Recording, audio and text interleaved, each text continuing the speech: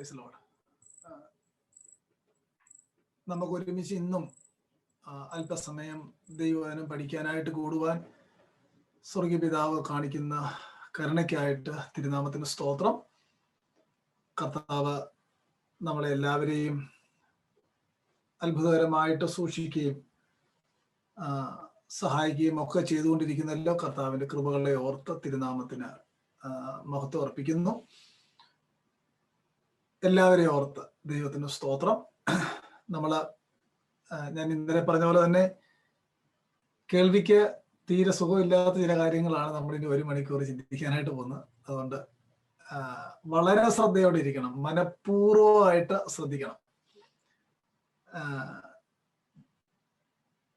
നമ്മൾ ഇന്നലെ ചിന്തിച്ച കാര്യം ഇത്രേ ഉണ്ടായിരുന്നുള്ളൂ. സാധാരണ ബൈബിൾ കാനോൻ എന്ന് പറഞ്ഞാൽ വാക്കിന്റെ അർത്ഥം സ്റ്റാൻഡേർഡ് എന്നോ അളവുകോലെന്നോ ഒക്കെ നമുക്ക് അർത്ഥം കൊടുക്കാം. ഈ ബൈബിൾ കാനോൻ എന്ന് പറയുന്ന ഒരു വളരെ പ്രാധാന്യതയുള്ള ഒരു വിഷയം. ആ വിഷയത്തിനകത്ത് നമ്മളൊക്കെ ഞാൻ ഇന്നലെ പറഞ്ഞ പോലെ റിഫോമേഴ്സിന്റെ ഭാഗമായിട്ട് വന്ന കൂട്ടായ്മകളാണ് നമ്മുടെ എല്ലാം കൂട്ടായ്മകൾ. എന്നാൽ നമ്മൾ ബൈബിളിന് കൊടുക്കുന്ന പ്രാധാന്യത മറ്റ് നമ്മുടെ ഇടയിലുള്ള ക്രിസ്തീയ സഭകൾ, ഇപ്പം ഈ സഭ എന്ന വാക്ക് പറയുന്നത് കൊണ്ട് അതിന് പ്രത്യേക വിശുദ്ധിയൊന്നും ഇല്ല കേട്ടോ. അതൊരു കോമൺ വേർഡാണ് എക്ലീഷ്യ എന്ന വാക്ക്. അത് ദുഷ്പ്രവർത്തിക്കാരുടെ സംഘം എന്ന് വായിക്കുന്നിടത്തും സഭ എന്ന് തന്നെയാണ് എക്ലീഷ്യ എന്ന വാക്കാണ് കൊടുത്തേക്കുന്നത്. ദുഷ്പ്രവർത്തിക്കാരുടെ സംഘം, എൻ മനമേ അവരുടെ യോഗങ്ങളിൽ കൂടരുത് എന്ന ഉൽപ്പത്തി പുസ്തകം 49 അധ്യായത്തിൽ വായിക്കുന്ന വാക്യവും അവിടെയും സഭ എന്ന് തന്നെയാണ് കൊടുത്തത്. അതുകൊണ്ട് അവരെ നമുക്ക് സഭയെന്ന് അഡ്രസ് ചെയ്യുന്നതിന് പ്രത്യേകം പ്രശ്നമൊന്നും ഇല്ലെന്നാണ് ഞാൻ ഈ പറഞ്ഞു വന്നതിന്റെ അർത്ഥം. ഓർത്തഡോക്സ് കാത്തലിക് ചർച്ചുകൾ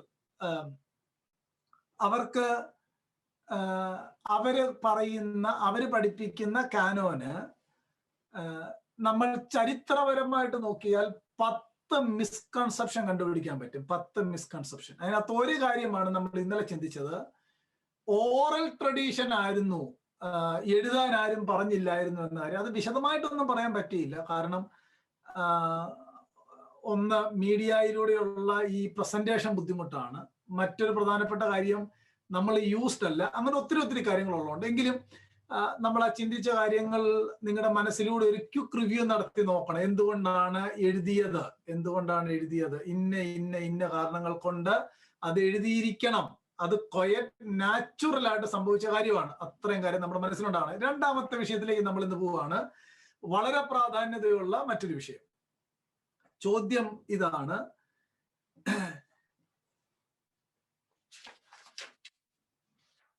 ഞാൻ ആദ്യം ഇംഗ്ലീഷിലൊന്ന് പറയാം, എന്നിട്ട് നിങ്ങൾക്കത് ഞാൻ മലയാളത്തിലൂടെ പറഞ്ഞുതരാം.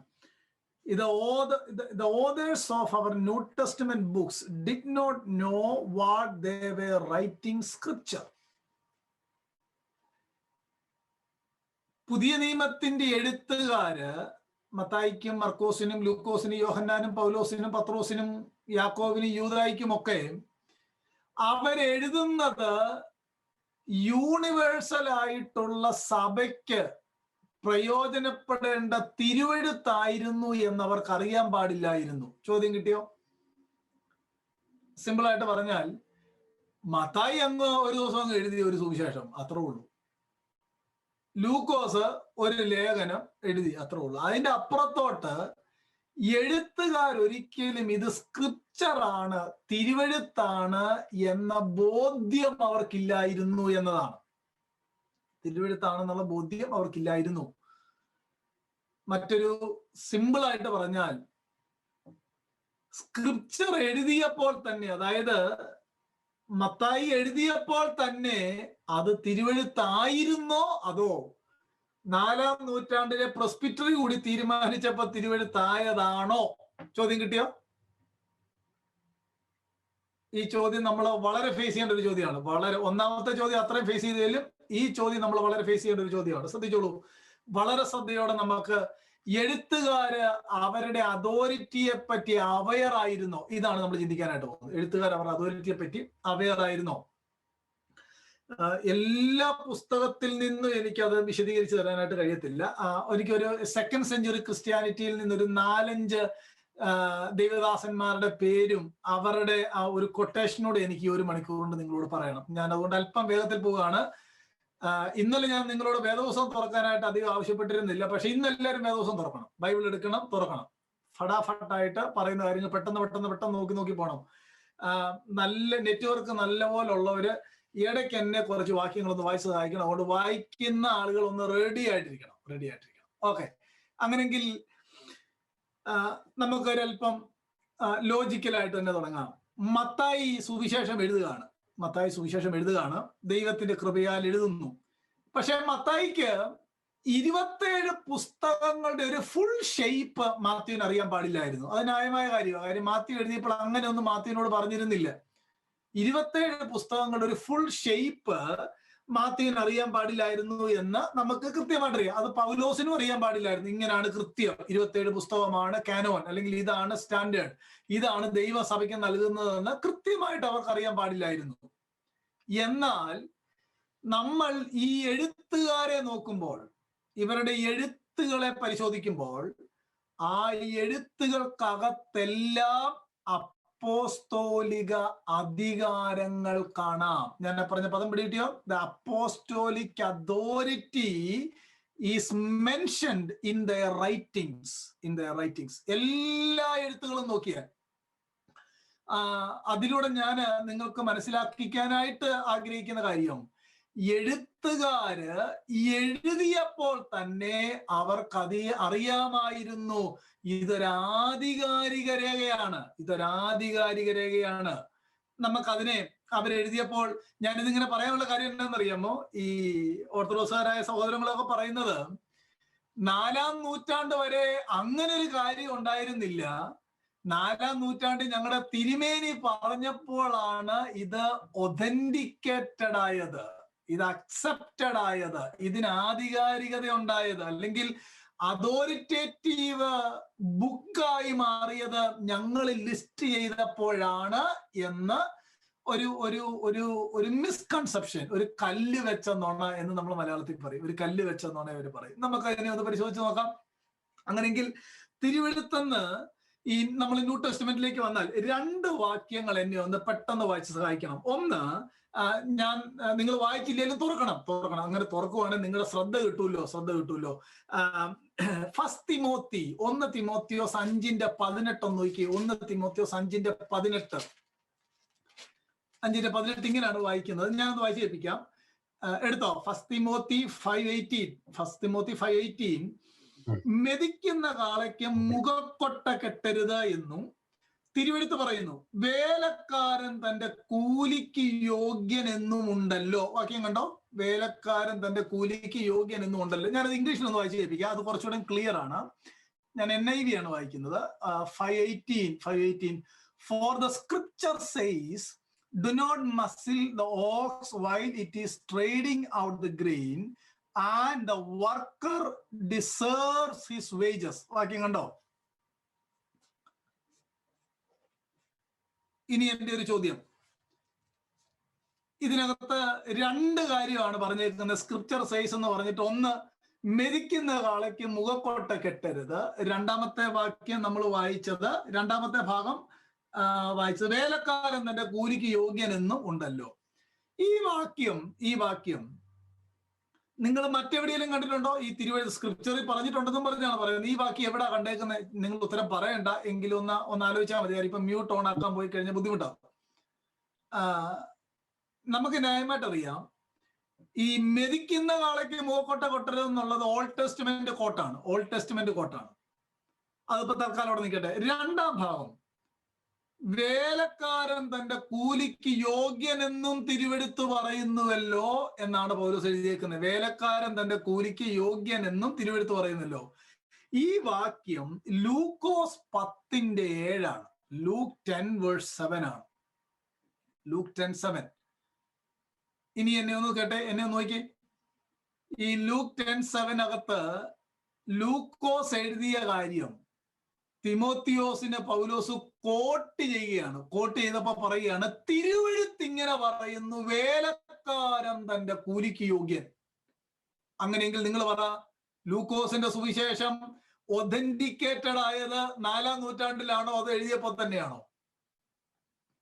സിമ്പിളായിട്ട് ചിന്തിച്ചാൽ മതി, എഴുതിയപ്പോ തന്നെ. അതുകൊണ്ടല്ലേ ആ കാലഘട്ടത്തിൽ തന്നെ പൗലോസ് തീമോത്തിയോസിന് ലേഖനം എഴുതിയപ്പോ പറയാ, സ്ക്രിപ്ചർ സേസ്, തിരുവെഴുത്തിങ്ങനെ പറയുന്നു, തിരുവെഴുത്തിങ്ങനെ പറയുന്നു. ഒരു ഉദാഹരണം ഞാൻ കൊണ്ടുവന്നേ ഉള്ളൂ. ഇനി 2 പത്രോസിലേക്ക് ഒന്ന് വന്നേ. 2 പത്രോസിന്റെ ലേഖനം 3-ാമത്തെ അധ്യായം, 2 പത്രോസ് 3-ാമത്തെ അധ്യായം 15-16 വാക്യം, 15-16 വാക്യം ഞാനൊന്ന് വായിച്ചു കേൾപ്പിക്കാം. 15 and 16, 2 Peter chapter 3. അങ്ങനെ തന്നെ നമ്മുടെ പ്രിയ സഹോദരനായ പൗലോസും, പീറ്റർ പോളിനെ വിളിക്കുക കേട്ടോ, പ്രിയ സഹോദരനായ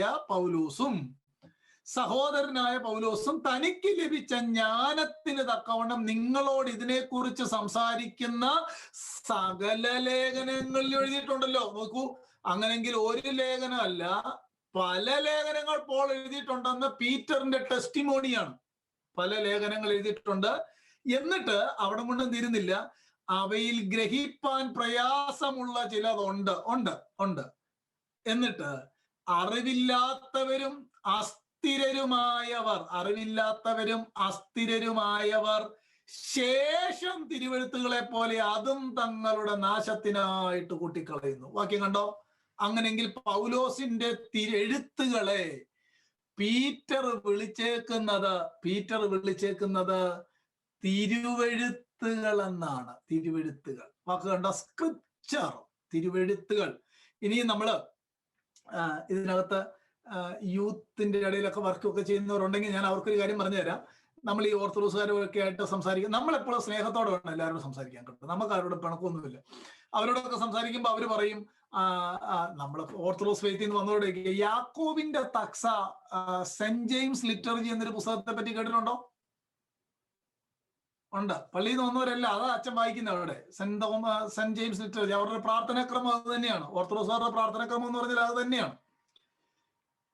ഈ അവര് പറയുന്നൊരു ന്യായമുണ്ട്, ഞാൻ വിഷയം മാറ്റി എന്ന് പറയാം. അവര് പറയുന്നൊരു ന്യായം, ഇത് ഈ പത്രോസിന്റെ ലേഖനത്തെക്കാൾ ആധികാരികമാണ് സെന്റ് ജെയിംസ് ലിറ്റർജി എന്നാണ് അവർ പറയുന്നത്. പത്രോസിന്റെ ഈ 2nd ലേഖനത്തെക്കാൾ ആധികാരികമാണ്. പല ന്യായങ്ങളുണ്ട്, നമുക്ക് പിന്നെ സമയമുണ്ടെങ്കിൽ ഞാൻ പറഞ്ഞുതരാം. പക്ഷെ നമുക്ക് അവരോട് ഒരു ചോദ്യം ചോദിച്ചാൽ മതി.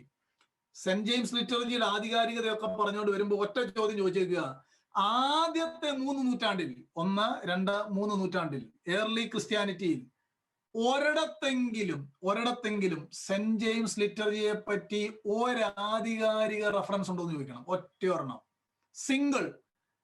ധൈര്യമായിട്ടാ ഞാൻ പറഞ്ഞു തരുന്നത്, ഒരെണ്ണം പോലും ഇല്ല കേട്ടോ, എങ്ങുമില്ല. ഇത് 4-ാം നൂറ്റാണ്ടിന്റെ ഒടുവിൽ 5-ാം നൂറ്റാണ്ടിൽ എഴുതിയ പുസ്തകമാണത്.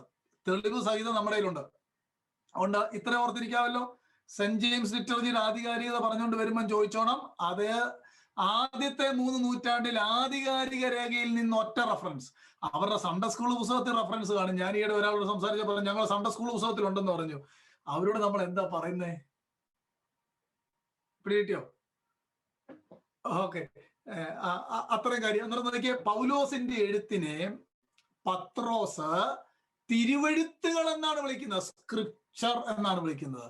നമുക്ക് ന്യായമായിട്ട് മനസ്സിലാക്കാം. ഏർലി ക്രിസ്ത്യാനിറ്റി, 1-ാം നൂറ്റാണ്ടിലെ ക്രിസ്ത്യാനിറ്റി എഴുതിയപ്പോൾ തന്നെ അപ്പോസ്തലന്മാരുടെ എഴുത്തുകളെ തിരുവെഴുത്തുകളായിട്ട് അവര് മനസ്സിലാക്കിയിരുന്നു. ക്ലിയർ ആണോ? 2 വാക്യം. Internal evidence. നമുക്ക് ക്വസ്റ്റ്യൻ ഒന്നുമില്ലല്ലോ.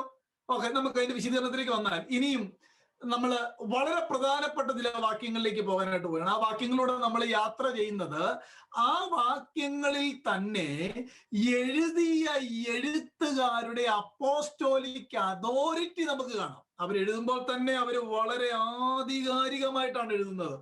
അല്ലാതെ അവര് എന്തെങ്കിലും ഒരു കഥ എഴുതുന്ന പോലെയോ അങ്ങനെ എഴുതി 4-ാം നൂറ്റാണ്ടായപ്പോ അന്ന് ഇതിന് അതോറിറ്റി കൊടുത്ത് ഇതിന് അതോറിറ്റേറ്റീവ് ബുക്കാക്കി എന്നല്ല. എഴുതിയപ്പോൾ തന്നെ അവർക്കറിയാമായിരുന്നു, ദേ ആർ റൈറ്റിംഗ് സ്ക്രിപ്ചർ. നമുക്ക് പൗലോസിൽ തുടങ്ങാം. ആദ്യത്തെ ലേഖനം ഗലാത്യ ലേഖനമാണ്. ന്യൂ ടെസ്റ്റ്മെന്റിലെ ഫസ്റ്റ് എപ്പിസോഡ് ഗലാത്യ ലേഖനമാണ്. ലേറ്റ് 50s 40s എഴുതിയ ലേഖനമാണ്. AD 48, 49, 50 ആ കാലഘട്ടത്തിൽ എഴുതിയ പുസ്തകമാണ് ഗലാത്യ ലേഖനം. ഗലാത്യ ലേഖനത്തിലേക്ക് നമുക്കൊന്ന് ഓടി വരാം. നമുക്ക് അപ്പോസ്തോലിക മാർക്ക് നമുക്കൊന്ന് കണ്ടു നോക്കാം. എല്ലാവരും തുറക്കണം. 1-ാം അധ്യായം തുടങ്ങുകയാണ്. 1-ാം അധ്യായം 1-ാം വാക്യം. മനുഷ്യരിൽ നിന്നല്ല, മനുഷ്യനാലുമല്ല, യേശു ക്രിസ്തുവിനാലും എന്ന് പറഞ്ഞ് ആ ലേഖനം ആരംഭിക്കുകയാണ്. നിങ്ങൾ ആ വാക്യം ഒന്ന് സ്ട്രെസ് ചെയ്ത് നോക്കി. ആദ്യത്തെ ന്യൂ ടെസ്റ്റ്മെന്റ് ലെറ്റർ ആണ്. ഫസ്റ്റ് മാർക്ക് എഴുതുന്നതിന് മുമ്പ് ആദ്യത്തെ റൈറ്റർ ആ ഇൻസ്പയർഡ് പെന്ന്, ഈ ഞാൻ ആ പറയുന്ന പദമൊക്കെ നമ്മുടെ മനസ്സിലുണ്ടായിരിക്കണം കേട്ടോ. ഇൻസ്പയർഡ് പെന്ന് കൊണ്ട് എഴുതുകയാണ് ആദ്യത്തെ ലെറ്റർ.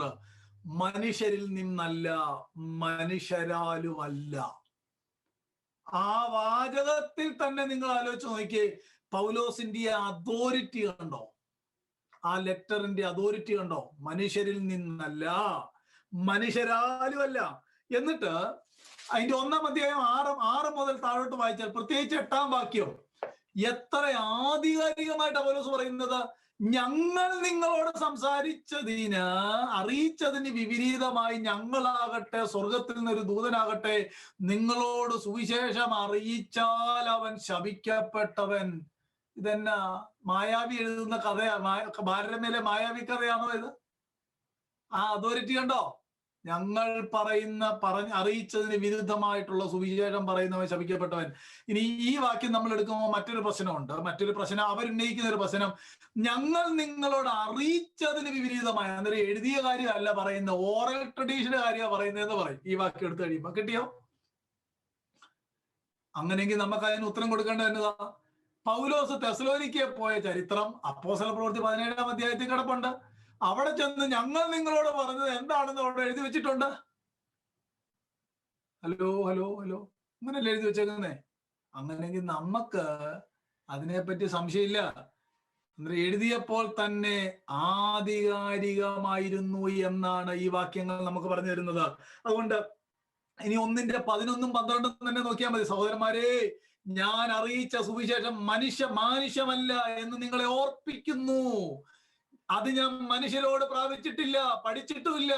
യേശു ക്രിസ്തുവിന്റെ വെളിപ്പാടിനാൽ അത്രേ പ്രാപിച്ചത്. വാക്യം കണ്ടോ? അങ്ങനെയെങ്കിൽ എത്ര ക്ലിയർ ആണെന്ന് നോക്കിയേ.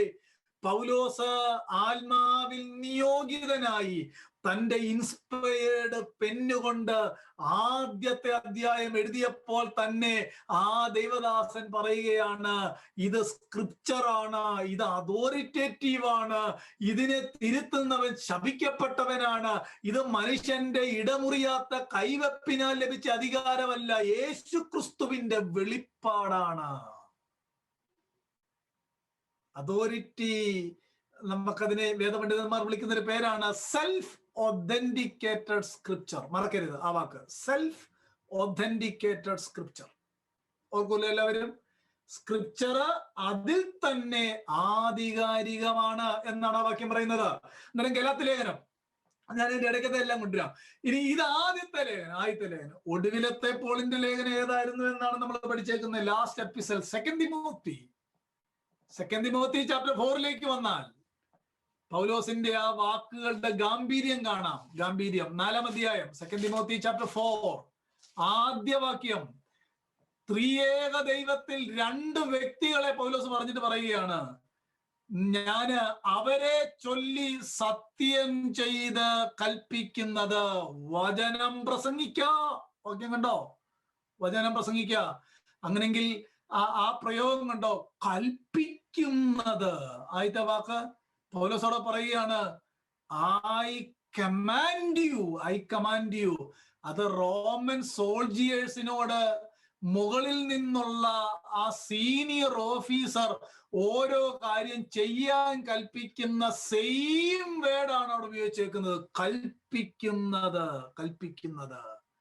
2-ാം വാക്യം വചനം പ്രസംഗിക്കുക. ഗ്രീക്കിൽ കൊടുത്തേക്കുന്നത് കെറൂസോ എന്നൊരു ഗ്രീക്ക് വേർഡാണ്. കെറൂസോ എന്ന് പറഞ്ഞു കഴിഞ്ഞാൽ ഒരു സീസറിന്റെ ഹെറാൾഡ് ആയിട്ടുള്ള ഒരുവൻ രാജ്യത്തിന്റെ പ്രധാന കാര്യം ആളെ വിളിച്ചുകൂട്ടി അറിയിച്ച് തിരികെ വന്ന് സീസറിന് കണക്ക് കൊടുക്കേണ്ട കാര്യം പറയുന്ന ആ വ്യക്തിയെ കുറിക്കാനായിട്ട് ഉപയോഗിക്കുന്ന വാക്കാണ് കെറൂസോ. നോക്കൂ, അങ്ങനെങ്കിൽ പൗലോസ് എത്ര ആധികാരികമായിട്ടാണ്. ഇനി നിങ്ങൾ ചിന്തിക്കണം, മരിക്കുകയാണ്. ഈ അധ്യായം എഴുതി 1-2 ആഴ്ചയ്ക്ക് ശേഷം ആ ദൈവദാസൻ മരിക്കുകയാണ്. തന്റെ ആദ്യം ഗലാത്യ ലേഖനം എഴുതി തുടങ്ങിയ ഇൻസ്പയർഡ് പെന്നുകൊണ്ട് 2 തിമോത്തി 4:1 എഴുതി പറയുകയാണ്, I command you preach the word. ഇനി നിങ്ങൾ പറ, ഈ സ്ക്രിപ്ചർ അതിൽ തന്നെ സെൽഫ് ഒതന്റിക്കേറ്റഡ് ആണോ? അല്പം ലോജിക്ക് ചിന്തിക്കാം. അതോ ഞങ്ങളുടെ തിരുമേനി പറഞ്ഞത് കൊണ്ട് ഇത് ഒതന്റിക്കേറ്റഡ് ആയതാണോ? അതോറിറ്റേറ്റീവ് ലിസ്റ്റ് ഓഫ് ബുക്ക് ആയതാണോ? അതോ ലിസ്റ്റ് ഓഫ് അതോറിറ്റേറ്റീവ് ബുക്ക് ആണോ? ഞാൻ രണ്ടാമത് പറഞ്ഞതല്ലേ ശരി? ആട്ടെ, നമുക്ക് അങ്ങോട്ട് വരാം. അങ്ങനെങ്കിൽ ഞാനൊരു ഉദാഹരണം എടുത്തെന്ന് മാത്രമേ ഉള്ളൂ. ഇനി ഗലാത്യ ലേഖനത്തിനകത്തെ അതോറിറ്റേറ്റീവ് മാർക്ക് നിങ്ങൾ കണ്ടല്ലോ. ഈ വാക്കുകൾ ഓർത്തിരിക്കുക: apostolic authority, self authenticated, apostolic authoritative mark. എല്ലാം ഈ വാക്കുകളൊക്കെ നമ്മുടെ മനസ്സിലുണ്ടായിരിക്കണം. നമ്മൾ ഇതിനെ അങ്ങോട്ട് ഇങ്ങനെ പഠിച്ചു കഴിയുമ്പോൾ ഈ തിരുവെഴുത്തിനോട് എന്തോ ഒരു സ്നേഹമായിരിക്കും എന്നറിയാവോ? സ്തോത്രം. ഇനി നമുക്ക് നോക്കാം. അവിടെ കൊണ്ടും തീരുന്നില്ല. 1 തെസ്സലോനിയനിലേക്ക് വന്നേ. ഫസ്റ്റ് തെസ്സലോനിയൻ 2:13. ഫസ്റ്റ് തെസ്സലോനിയൻസ് 2:13. അവിടെ എത്ര ആ പൗലോസിന്റെ എഴുത്തിനെ, പൗലോസ് എഴുത്തുകാരനായ പൗലോസിനെ തന്റെ എഴുത്തിനെ പറ്റിയുള്ള ബോധ്യമാണ്. 2:13. ഫസ്റ്റ് തെസ്സലോനിയൻസ് 2:13. ഞങ്ങൾ പ്രസംഗിച്ച ദൈവവചനം നിങ്ങൾ കേട്ടു. ദൈവവചനമാണ് ഞങ്ങൾ പ്രസംഗിച്ചത്, നിങ്ങളത് കേട്ടു. എങ്ങനെ കേട്ടത്?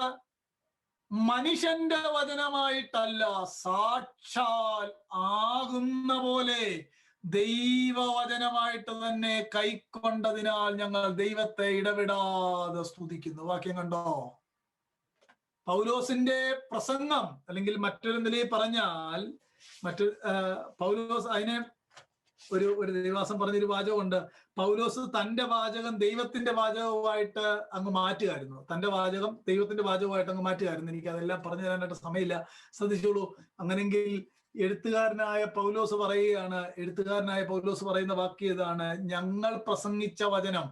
ഞങ്ങൾ പ്രസംഗിച്ച വചനം എന്ന് പറയുമ്പോഴേ ഈ യേശുവിന്റെ അമ്മയുടെ അല്ലെങ്കിൽ എന്താ പറയാ, യേശുവിന്റെ അമ്മ നിത്യകന്യകയായിരുന്നെന്നോ തിരുവത്താഴത്തിനകത്ത് മാംസരക്തങ്ങളാകുന്നെന്നോ ഒന്നും അല്ല പ്രസംഗിച്ചത് കേട്ടോ. അതൊന്നും അല്ല പ്രസംഗിച്ച എന്താണെന്ന് അറിയണമെങ്കിൽ ആക്സിലോട്ട് പോയച്ചാൽ മതി. അവർ പ്രസംഗിച്ചത് എന്താണെന്ന് അവിടെ അതിന്റെ പ്രധാന കാര്യം കിടപ്പുണ്ട്. അന്നേരം ചോദിക്കും, 3 വർഷം അവിടെ താമസിച്ച് അഫസോസിൽ പ്രസംഗിച്ചപ്പോ 3 വർഷവും പ്രസംഗിച്ചത് മുഴുവൻ എഴുതിയിട്ടുണ്ടായിരുന്നോ? ന്യായമായ ചോദ്യമല്ലേ? 3 വർഷം പ്രസംഗിച്ച് മുഴുവൻ എഴുതിയിട്ടുണ്ടായിരുന്നോ? നിങ്ങൾക്കറിയാമല്ലോ, നിങ്ങളുടെ ഭാഷ സർമനോർദ്ധമൗണ്ട് പഠിപ്പിക്കാൻ തുടങ്ങിയിട്ട് എത്ര കാലമായി? ഇതുവരെ തീർന്നോ? അങ്ങനെങ്കിൽ പൗലോസ് ദൈവരാജ്യം പ്രസംഗിച്ച എത്ര വർഷം പ്രസംഗിക്കണം? എന്തോ ഒരു പൊട്ട ചോദ്യമാണെന്ന് ഞാൻ ആലോചിക്കുന്നത്. ഇതൊക്കെ കിട്ടിയോ നിങ്ങളെ? എനിക്ക് മനസ്സിലാവുന്നല്ലേ? ചുമ്മാ ഇങ്ങനെ ഞങ്ങളോട് ഇങ്ങനെ ടീച്ചർ പറഞ്ഞിട്ടുണ്ട്, മനസ്സിലാവുന്നുണ്ടെങ്കിൽ ഇങ്ങനെ തലയാട്ടണം, മനസ്സിലാവുന്നില്ലെങ്കിൽ ഇങ്ങനെ തലയാട്ടണം. ഇതെങ്ങനെ? ഇങ്ങനാണോ? Okay, thank you so much. കിട്ടിയോ? വാക്യം കിട്ടിയോ? ഞങ്ങൾ നിങ്ങളോട് അറിയിച്ച വചനം കൈക്കൊണ്ട് ആ ആൾക്കാർക്ക് തന്നെ അറിയായിരുന്നു ദൈവവചനമാണ്. പക്ഷെ ഇന്നത്തെ അമ്മമാർക്ക് അറിയാൻ പാടില്ല. ഇത് തെസ്സലോനിക്കയിലെ ജാതികളായ അന്ധകാരത്തിൽ കിടന്ന ആ ജനത്തിന് പൗലോസ് ദൈവരാജ്യത്തെ പറ്റി പറഞ്ഞപ്പോ മനസ്സിലായി, it is scripture, this is authoritative words. പക്ഷെ അവർക്ക് മനസ്സിലായി, ഇവർക്ക് മനസ്സിലാവുന്നില്ല. എന്താ ചെയ്യാനായിട്ട് പറ്റും? 2 തെസ്സലോനിക്കയിലെ വാക്യം കണ്ടല്ലോ. അതുകൊണ്ട് ആ ദൈവവചനം എന്നുള്ളത് ലോഗോൺ തിയോൺ എന്നൊരു ഗ്രീക്ക് വേർഡാണ്. കുഞ്ഞുങ്ങൾ ആരെങ്കിലും ഉണ്ടെങ്കിൽ എഴുതിയെടുത്തോ, ലോഗോൺ തിയോൺ. ആ വാക്ക് ഈ ദൈവവചനം എന്ന് പറയുന്നത്, അല്ലെങ്കിൽ ക്രിസ്തുവിന്റെ വചനം എന്ന് പറയുന്നതൊക്കെ ആ വിഷയത്തിന്റെ ഒതന്റിസിറ്റി കാണിക്കുകയാണ്. ലോഗോൺ തിയോൺ, ദൈവത്തിന്റെ അരുളപ്പാടെന്ന് ഓൾഡ് ടെസ്റ്റ്മെന്റിലെ പ്രോഫറ്റ്സ് പറയുന്ന സെയിം വേർഡ്, ലോഗോൺ തിയോൺ. മനസ്സിലുണ്ടായിരിക്കണം എപ്പോഴും. അന്നേരം നോക്കി, ഗലാത്യ ലേഖനത്തിനകത്ത് അപ്പോസ്തോലിക അധികാരം, 2 തിമോത്തിക്കകത്ത് അപ്പോസ്തോലിക അധികാരം, ഇപ്പൊ വായിച്ച ഫസ്റ്റ് തെസ്സലോനിയൻസിനകത്ത് അപ്പോസ്തോലിക അധികാരം. അവിടെ കൊണ്ടൊന്നും കാര്യങ്ങൾ തീരുന്നില്ല. ഇനി 4:2 പൗലോസ് കൽപ്പിക്കുന്ന കണ്ടിട്ടുണ്ടോ? ഞങ്ങൾ കർത്താവായ യേശുവിന്റെ ആജ്ഞയാൽ ഇന്ന കൽപ്പനകളെ തന്നു എന്ന് നിങ്ങൾ അറിയുന്നുവല്ലോ. വാക്കുണ്ടോ? അന്നേരം വളരെ കുറച്ച് ദിവസങ്ങളെ പൗലോസ് അവിടെ ഉണ്ടായിരുന്നുള്ളൂ എന്നാണ് നമ്മൾ മനസ്സിലാക്കുന്നത്. പിന്നെ അവിടുത്തെ കർത്താവിന്റെ ദാസന്മാരാണ് അവിടെ വേല ചെയ്തത്. എന്റെ പ്രിയപ്പെട്ടവര്, അങ്ങനെയാണെങ്കിൽ എത്ര മനോഹരമായിട്ടാണ് പൗലോസ് പറഞ്ഞേ, ഞങ്ങൾ കർത്താവായ യേശുവിന്റെ ആജ്ഞയാൽ ഇന്ന കൽപ്പനകളെ തന്നു എന്ന് നിങ്ങൾ അറിയുന്നല്ലോ എന്ന് പറഞ്ഞിട്ട് അന്ന് കൊടുത്ത ആ പ്രധാന കൽപ്പനയുടെ വിവരണമാണ് 3 മുതൽ 12 വരെ, 3 മുതൽ 8 വരെ വായിക്കുന്നത്. ദൈവത്തിന്റെ ഇഷ്ടമോ നിങ്ങളുടെ ശുദ്ധീകരണം തന്നെ എന്ന കൽപ്പനയായിരുന്നു പൗലോസ് അവരോട് പറഞ്ഞ് വിവരിച്ചത് എന്ന് നമുക്ക് ഈ വാക്യത്തിൽ നിന്ന് മനസ്സിലാക്കാം. ഫസ്റ്റ് തെസ്സലോനിയൻസ് എഴുതിയപ്പോ എഴുത്തുകാർക്ക് വളരെ ബോധ്യം ഉണ്ടായിരുന്നു. ഓറൽ ട്രഡീഷൻ തന്നെയാണ് എഴുതിയത്. ഓറൽ ട്രഡീഷൻ തന്നെയാണ് എഴുതിയത്. ഞാൻ അവസാനത്തെ ക്ലാസ്സിൽ ദൈവം അനുവദിച്ചാൽ കൊണ്ടുവരാം. 2-ാം നൂറ്റാണ്ടിലെ സഭയിലെ ദൈവദാസന്മാരുടെ വാക്കുകൾ, സഭാപിതാക്കന്മാരുടെ വാക്കുകൾ എടുത്താൽ അവരെന്താണോ പറഞ്ഞത് അത് തന്നെയാണ് എഴുതിയത്. കിട്ടിയോ? ഞാൻ നിങ്ങളോട് പറയാം, ഈ തെസ്സലോനിക്കയിൽ ചെന്ന് ഇത് പറയുമ്പോൾ ഈ പറഞ്ഞത് തന്നെ എഴുതി കൊടുത്തില്ലെങ്കിൽ സാക്ഷികൾ ജീവനോട് ഇരിക്കുകയാണ്, കേസ് വേറെയാകും. ശരിയാണോ ഞാൻ ഈ പറയുന്ന കാര്യം? 3-ാം നൂറ്റാണ്ടിൽ എഴുതുന്നതായിരുന്നെങ്കിൽ കുഴപ്പമില്ലായിരുന്നു, സാക്ഷികളും അവരുടെ കൂടെ ഉണ്ടായിരുന്ന അസോസിയേറ്റും ഒക്കെ മരിച്ചു പോയെന്ന് വെക്കാം. പക്ഷെ ഇത് അവിടെ പോയിട്ട് ചില നാളുകൾക്ക് ശേഷം തന്നെ എഴുതുകയാണ്. അന്നേരം പറയുന്ന കാര്യം എഴുതുന്ന കാര്യവും തമ്മിൽ ചേർന്ന് വന്നില്ലെങ്കിൽ ഐ വിറ്റ്നസസ് പിടിക്കുകയല്ലേ? സിമ്പിൾ ലോജിക് അല്ലേ അതൊക്കെ? Are you following me? Praise the Lord. നമ്മളോട് ഒരാൾ വന്ന് ഭയങ്കര പ്രസംഗമൊക്കെ നടത്തിയിട്ട് അടുത്ത ആഴ്ച ഒരു ബുക്കിലെറ്റ് നേരെ ഓപ്പോസിറ്റ് അടിച്ചിറക്കിയാൽ നമ്മൾ എന്നാ പറയും? അതുകൊണ്ട് എഴുതിയതും പറഞ്ഞതും ഒന്നാണ്. അത് സിമ്പിൾ ലോജിക്ക് തന്നെയാണ്. നമുക്കത് കൂടുതൽ വിശദീകരണം വേണമെങ്കിൽ ഞാൻ അതിന്റെ തെളിവുകൾ പിന്നാലെ തരാം. ആട്ടെ, അങ്ങനെയാണെങ്കിൽ എൻ്റെ പ്രിയപ്പെട്ടവരെ ശ്രദ്ധിച്ചോളൂ. എഴുതിയപ്പോൾ തന്നെ എഴുത്തുകാരന് തന്റെ അധികാരത്തെ പറ്റി ബോധ്യം ഉണ്ടായിരുന്നു. അതുകൊണ്ടാണ് കൽപ്പിക്കുന്നത്, അതുകൊണ്ടാണ് ആജ്ഞാപിക്കുന്നത്, അതുകൊണ്ടാണ് നിങ്ങൾ കൈക്കൊണ്ട ദൈവവചനം. അവിടെ ഒരു പ്രയോഗമുണ്ട്, സാക്ഷാലാകുന്ന പോലെ തന്നെ എന്ന് പറഞ്ഞാൽ എവിടെയെല്ലാം ദൈവവചനം പറയുന്നോ അത് സാക്ഷാലാകുന്ന പോലെ എന്നാണ് പറഞ്ഞേക്കുന്നത്. ക്ലിയർ? ഇനിയും അതിമനോഹരമായ ഒരു വാക്യം, 1 Corinthians 14. എല്ലാ വാക്യവും ഹൈലൈറ്റ് ചെയ്യണം, ഇത് കൂടുതൽ ഹൈലൈറ്റ് ചെയ്യണം. First Thessalonians chapter 14 verse 37 and 38. ആരെങ്കിലും ഒന്ന് വായിക്കാമോ? ഞാൻ തന്നെ ഇങ്ങനെ കഷ്ടപ്പെടാതെ ആരെങ്കിലും ഒക്കെ ഒന്ന് വായിക്കാമോ? ഇംഗ്ലീഷോ മലയാളം ഒക്കെ വായിച്ചോളൂ. If anyone thinks he is a prophet or spiritually gifted, let him acknowledge that what I am writing to you is the Lord's command. If he ignores this, he himself will be ignored. നിങ്ങൾ ആ വാക്യം കണ്ടോ? ഈ ചില വാക്യമൊക്കെ വായിക്കുമ്പോൾ നമ്മൾ ഒരു ഇച്ചിരി സ്ട്രെസ് ചെയ്തൊന്ന് വായിച്ചു നോക്കി, ഇച്ചിരി ആരോഗ്യത്തോടൊക്കെ ഒന്ന് വായിച്ചു നോക്കി. ഞാനത് വായിച്ചേപ്പിക്കാം. താൻ പ്രവാചകനെന്നോ ആത്മീയനെന്നോ ഒരുവന് തോന്നുന്നെങ്കിൽ ഞങ്ങൾ എഴുതുന്നത് ദൈവത്തിന്റെ വചനമാണെന്ന്, കൽപ്പനയാണെന്ന് അവൻ അറിഞ്ഞുകൊള്ളട്ടെ. എങ്ങനെയുണ്ട് ടോണ്? അങ്ങനെ നോക്കണം. അറിഞ്ഞുകൊള്ളട്ടെ. എന്നിട്ട് അടുത്ത ഭാഗം, ഒരുത്തൻ അറിയുന്നില്ലെങ്കിൽ അവൻ അറിയാതിരിക്കട്ടെ. അതൊരു കേഴ്സ് ആണല്ലേ?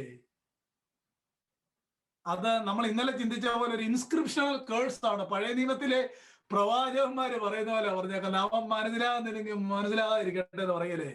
എന്ന ടെർമിനോളജിയാ പോൾ ഉപയോഗിച്ചേക്കുന്നതെന്ന് നോക്കിയേ. ഞങ്ങൾ എഴുതുന്നതെന്ന് പറയുമ്പോ പോൾ എഴുതിയപ്പോ തന്നെ സഹായിച്ച ഒത്തിരി ആൾക്കാരെ പറ്റി ഈ എഴുത്തിനകത്തുണ്ട്. പൗലോസിനെ എഴുത്തിൽ സഹായിച്ച വളരെയധികം ആളുകൾ ഉള്ളതുകൊണ്ടാണ് ഫിലോമോന്റെ ലേഖനത്തിനകത്ത് പൗലോസ് പറയുന്നത്, ഇത് ഞാൻ എന്റെ സ്വന്തം കൈയാൽ എഴുതുന്നു എന്ന് പറഞ്ഞാൽ ഞാൻ എന്റെ ഹെർമനോട്ടിക്സ് ഞാൻ ചിന്തിക്കുന്നത് എങ്ങനെയാണെന്ന് അറിയാമോ? അത്രയും നേരം കൂടെ ഉണ്ടായിരുന്ന ആളെ കൊണ്ട് എഴുതിക്കുകയാണ്. എന്നാൽ ആ ഭാഗം വന്നപ്പോൾ പൗലോസ് പറഞ്ഞു, പേന ഇങ്ങോട്ട് ഞാൻ എഴുതാന്ന് പറഞ്ഞു. പിടികിട്ടിയോ? അങ്ങനെ ഒന്ന് ലൈവായിട്ടൊന്ന് വായിച്ചു നോക്കിയ വേദപുസ്തകം. ഇവിടെ പൗലോസ് പറയുക, ഒരുവൻ പ്രവാചകനെന്നോ ഒരുവൻ ആത്മീയനെന്നോ തോന്നുന്നെങ്കിൽ ഞങ്ങൾ നിങ്ങളോട് കൽപ്പിക്കുന്നത്, എഴുതുന്നത് ദൈവത്തിന്റെ കൽപ്പനയെന്നവൻ അറിഞ്ഞുകൊള്ളട്ടെ. ഒരുവൻ അതിനെ റെക്കഗ്നൈസ് ചെയ്യുന്നില്ലെങ്കിൽ അവൻ അത് റെക്കഗ്നൈസ് ചെയ്യാതെ നാശത്തിലേക്കാകട്ടെ എന്നാണ് അതിന്റെ അർത്ഥം. Self authenticated scripture. Apostolic mark കണ്ടോ? ഇതൊക്കെ പറയുമ്പോൾ നമ്മുടെ അകത്തൊരു ആവേശം ഉണ്ടാകണ്ടയോ? Praise lord. ഒരു പ്രൈസ് ലോഡ് ഒക്കെ ഇരുന്നോണ്ടെന്ന് പറഞ്ഞേ, കുഴപ്പമൊന്നും ഇല്ലെന്നേ. ബൈബിൾ കാനം പഠിപ്പിക്കുമ്പോൾ ഒരു പ്രൈസ് ലോഡ് പറയുന്നതിന്റെ കുഴപ്പം? ആട്ടെ ആട്ടെ ആട്ടെ, സ്തോത്രം. കർത്താവ് സഹായിക്കട്ടെ. അങ്ങനെയെങ്കിൽ ഇനി ഈ ഫസ്റ്റ് കൊരിന്ത്യൻസിനകത്ത് ഒത്തിരി മനോഹരമായ വാക്യങ്ങളുണ്ട്. 7-ാം അധ്യായം 10-ഉം 12-ഉം ഒക്കെ വായിച്ച പൗലോസ് പറയുന്നുണ്ട്, അവരോട് ഞാനല്ല കർത്താവ് തന്നെ കൽപ്പിക്കുന്നു എന്ന് വായിക്കുന്നുണ്ട്. അവരോട് ഞാനല്ല കർത്താവ് തന്നെ കൽപ്പിക്കുന്നു. തൊട്ടു താഴെ വായിക്കാം, അവരോട് കർത്താവ് കൽപ്പിക്കുന്നില്ല, ഞാൻ തന്നെ കൽപ്പിക്കുന്നു. എങ്ങനെയുണ്ട് വാക്യം? എന്ന് പറഞ്ഞാൽ ആ അപ്പോസ്തോലിക അധികാരത്തിൽ പൗലോസ് നിൽക്കുമ്പോൾ കർത്താവ് കൽപ്പിക്കുന്നത് പറയുന്നതും താൻ കൽപ്പിക്കുന്നു എന്ന് പറയുന്നതും ഈക്വൽ വെയിറ്റ് ആണ്. അതുകൊണ്ടാണ് ഒരു ദൈവദാസൻ പറഞ്ഞത്, ഞാനത് ആ കൊട്ടേഷൻ ഒക്കെ കൊണ്ടുവരാം. പുത്രൻ പിതാവിൽ നിന്ന് വന്നു, അപ്പോസ്തലന്മാർ ക്രിസ്തുവിൽ നിന്ന് വന്നു. അങ്ങനെയാണ് അദ്ദേഹം പറഞ്ഞത്. അപ്പോസ്തലന്മാർ ക്രിസ്തുവിൽ നിന്ന് വന്നു എന്ന് പറഞ്ഞാൽ ആ സന്ദേശം ക്രിസ്തുവിൽ നിന്ന് വന്നു. നമുക്ക് അങ്ങനെയെങ്കിൽ ഇങ്ങനെ പറയാം, ഈ വേദപുസ്തകം നമുക്ക് നൽകിയത്, കാനോൻ നമുക്ക് നൽകിയത് ത്രിയേക ദൈവമാണ്. അത് നമ്മുടെ മനസ്സിൽ എപ്പോഴും ഉണ്ടായിരിക്കുക. ഞാനതൊക്കെ സമയം കിട്ടുകയാണെങ്കിൽ കുറച്ചു കാര്യം വിവരിച്ചു തരാം. ഇത്രയും പോലെ കർത്താവ് നിങ്ങളോട് കൽപ്പിക്കുന്നു. അടുത്ത വാക്യത്തിൽ ഇപ്പോൾ പറയാ, ഞാൻ നിങ്ങളോട് കൽപ്പിക്കുന്നു. Apostolic authority, apostolic authority. സ്തോത്രം. ഇനിയും ഈ വാക്യത്തിനകത്തൊക്കെ പൗലോസിന്റെ എഴുത്തിന്റെ ആധികാരികത കൃത്യമല്ലേ? Apostolic authority കൃത്യമല്ലയോ? നിങ്ങൾ അല്പം യുക്തിപരമായിട്ട് ചിന്തിച്ചോളൂ, നോ പ്രോബ്ലം. ഇനി നമ്മൾ തെസ്സലോനിയ ലേഖനത്തിലേക്ക് ഒന്നുകൂടെ ഒന്ന് വരണം. 2 തെസ്സലോനിയയിലേക്ക് ഒന്ന് വരാം. 2 തെസ്സലോനിയൻസിലേക്ക് ഒന്ന് വരാം. 2:15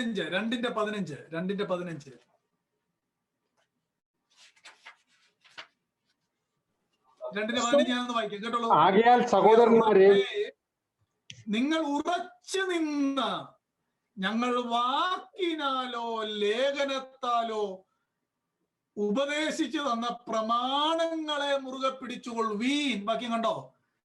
പൗലോസ് പറയുക, ഞങ്ങൾ വാക്കിനാലോ ലേഖനത്താലോ ഉപദേശിച്ചു തന്ന പ്രമാണങ്ങളെ. ഇംഗ്ലീഷിലെ പ്രമാണം എന്നുള്ളിടത്ത് കൊടുത്തേക്കുന്ന ടീച്ചിങ് എന്നാണ്. ടീച്ചിങ്.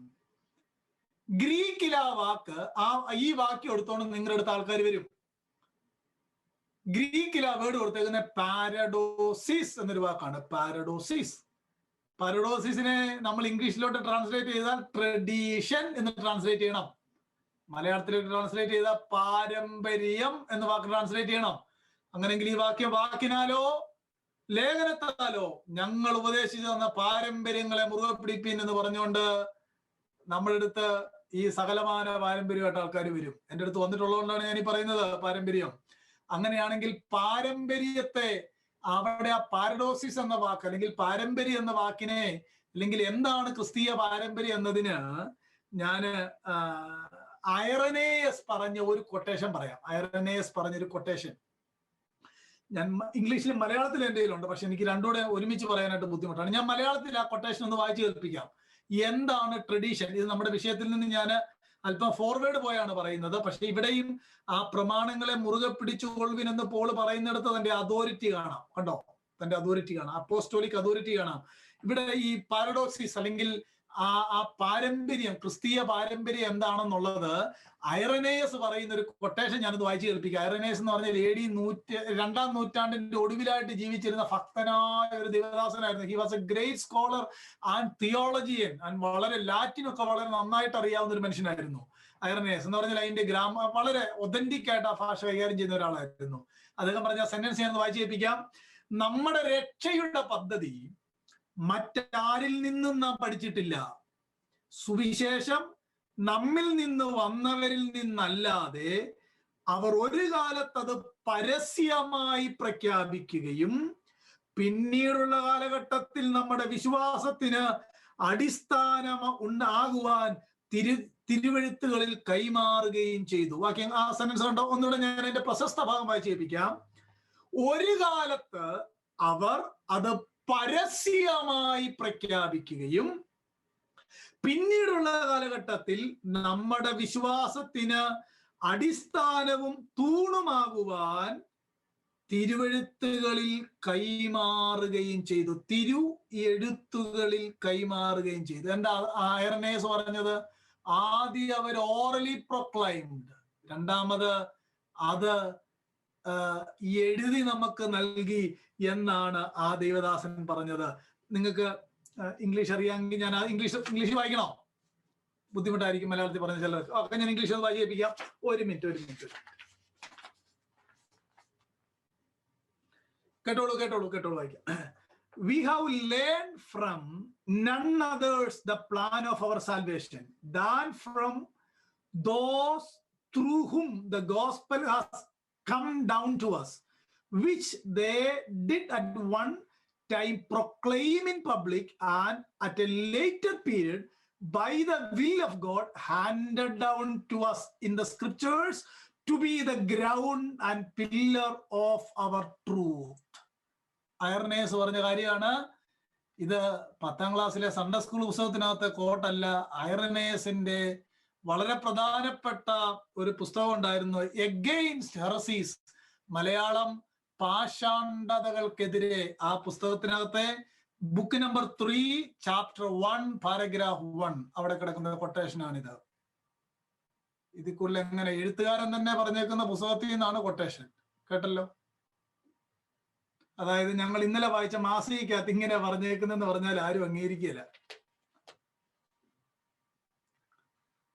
ഒരു പുസ്തകത്തിന്റെ പേര് പഠിക്കാം, against heresies, written by Irenaeus, 2nd century document. ഓർക്കാവല്ലോ? Book number 3 chapter 1 paragraph 1. അവരാദ്യം പ്രഖ്യാപിക്കുകയും പിന്നീട് പ്രഖ്യാപിച്ചത് തിരുവെഴുത്തുകളിൽ എഴുതി നൽകുകയും ചെയ്തു. ഞാന് സമയമുണ്ടെങ്കിൽ, സമയം കിട്ടുകയില്ല, 3-4 പേരുടെ കാര്യം പറയാമായിരുന്നു, പക്ഷെ എനിക്ക് സമയം കിട്ടുകയില്ലെന്ന് എനിക്ക് 100% അറിയാം. ആട്ടെ, അങ്ങനെങ്കിൽ ഞാൻ ആ ട്രഡീഷന്റെ കാര്യം ഒന്ന് പറഞ്ഞതേ ഉള്ളൂ. കണ്ടോ, 2:15 വാക്കിനാലോ ലേഖനത്താലോ ഉപദേശിച്ചു തന്ന പ്രമാണങ്ങൾ. ഏതാ പ്രമാണം? ട്രഡീഷൻ.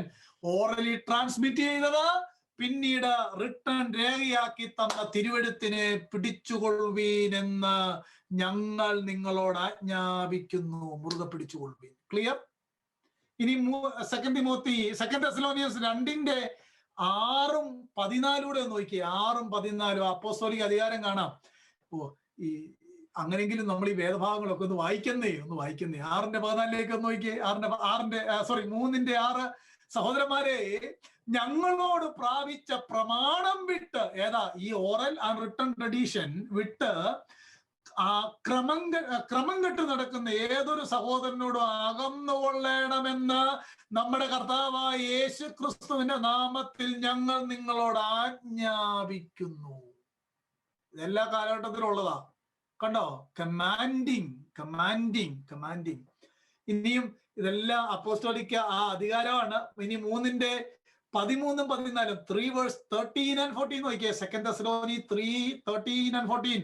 നിങ്ങളോ സഹോദരന്മാരെ നന്മ ചെയ്യുന്നതിൽ തളർന്നു പോകരുത്, എന്നിട്ട് ഈ ലേഖനത്തിലുള്ള ഞങ്ങളുടെ വാക്ക് അനുസരിക്കാത്തവൻ നാണിക്കേണ്ടതിന് അവനോടുള്ള സംസർഗം വിട്ട് അവനെ വേർതിരിപ്പീൻ. കണ്ടോ?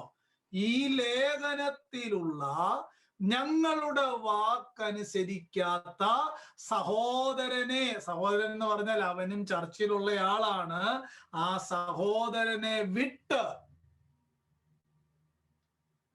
ഇനി നിങ്ങൾ പറഞ്ഞോളൂ, സെൽഫ് ഒതന്റിക്കേറ്റഡ് അല്ലേ എഴുത്തുകൾ? കൃത്യമല്ലേ ആ ആജ്ഞ, കൽപ്പന? ട്രഡീഷൻ എന്ന് പറയുമ്പോൾ ഐറനേസ് പറഞ്ഞ കൊട്ടേഷൻ ഓർത്തോണം കേട്ടോ. സ്തോത്രം. ഇനി അവിടെ കൊണ്ടും കാര്യങ്ങൾ തീരുന്നില്ല, ഒരല്പം കൂടെ കാര്യങ്ങളൊന്ന് പറഞ്ഞു പോണം. ഇനി നമുക്ക് ഈ സുവിശേഷങ്ങളിലേക്കൊന്ന് വന്നാൽ സുവിശേഷത്തിനകത്ത് റൈറ്റിങ്ങിന് ഒരു ചെറിയ വ്യത്യാസമുണ്ട്. കാര്യം പൗലോസ് പറയുന്ന പോലെ നിലയിലുള്ള ഒരു ജനറല്ല സുവിശേഷത്തിന്റെ റൈറ്റിങ്. അതിനകത്ത് അതിന്റെ ആ ശൈലിക്കൊക്കെ, ആ രൂപം, ആ റൈറ്റിങ്ങിന്റെ തരത്തിനൊക്കെ ഒരല്പം വ്യത്യാസമുണ്ട് നമുക്കറിയാം. എങ്കിലും മർക്കോസ് 1 വരാം. ഇനി നമ്മൾ 4 സുവിശേഷങ്ങളെ നോക്കാൻ പോകും. മർക്കോസ് 1 ഒന്ന് വന്നാൽ മർക്കോസ് തുടങ്ങുകയാണ്. ദൈവപുത്രനായ യേശു ക്രിസ്തുവിന്റെ സുവിശേഷത്തിന്റെ ആരംഭം. ബാക്കി എങ്ങനെയുണ്ട്?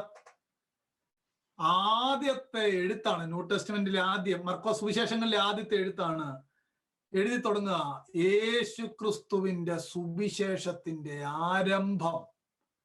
അത് എഴുതി എഴുതി എഴുതി എഴുതി 14-ാം അധ്യായത്തിലേക്ക് വരിക. 14-ാം അധ്യായത്തിലേക്ക് വരുമ്പോൾ അവിടെ ഒരു സഹോദരി യേശുവിന്റെ കാൽക്കൽ കൊണ്ടുവന്ന് സ്വച്ഛജടമാംസി തൈലം ഒഴിക്കുന്നുണ്ട്.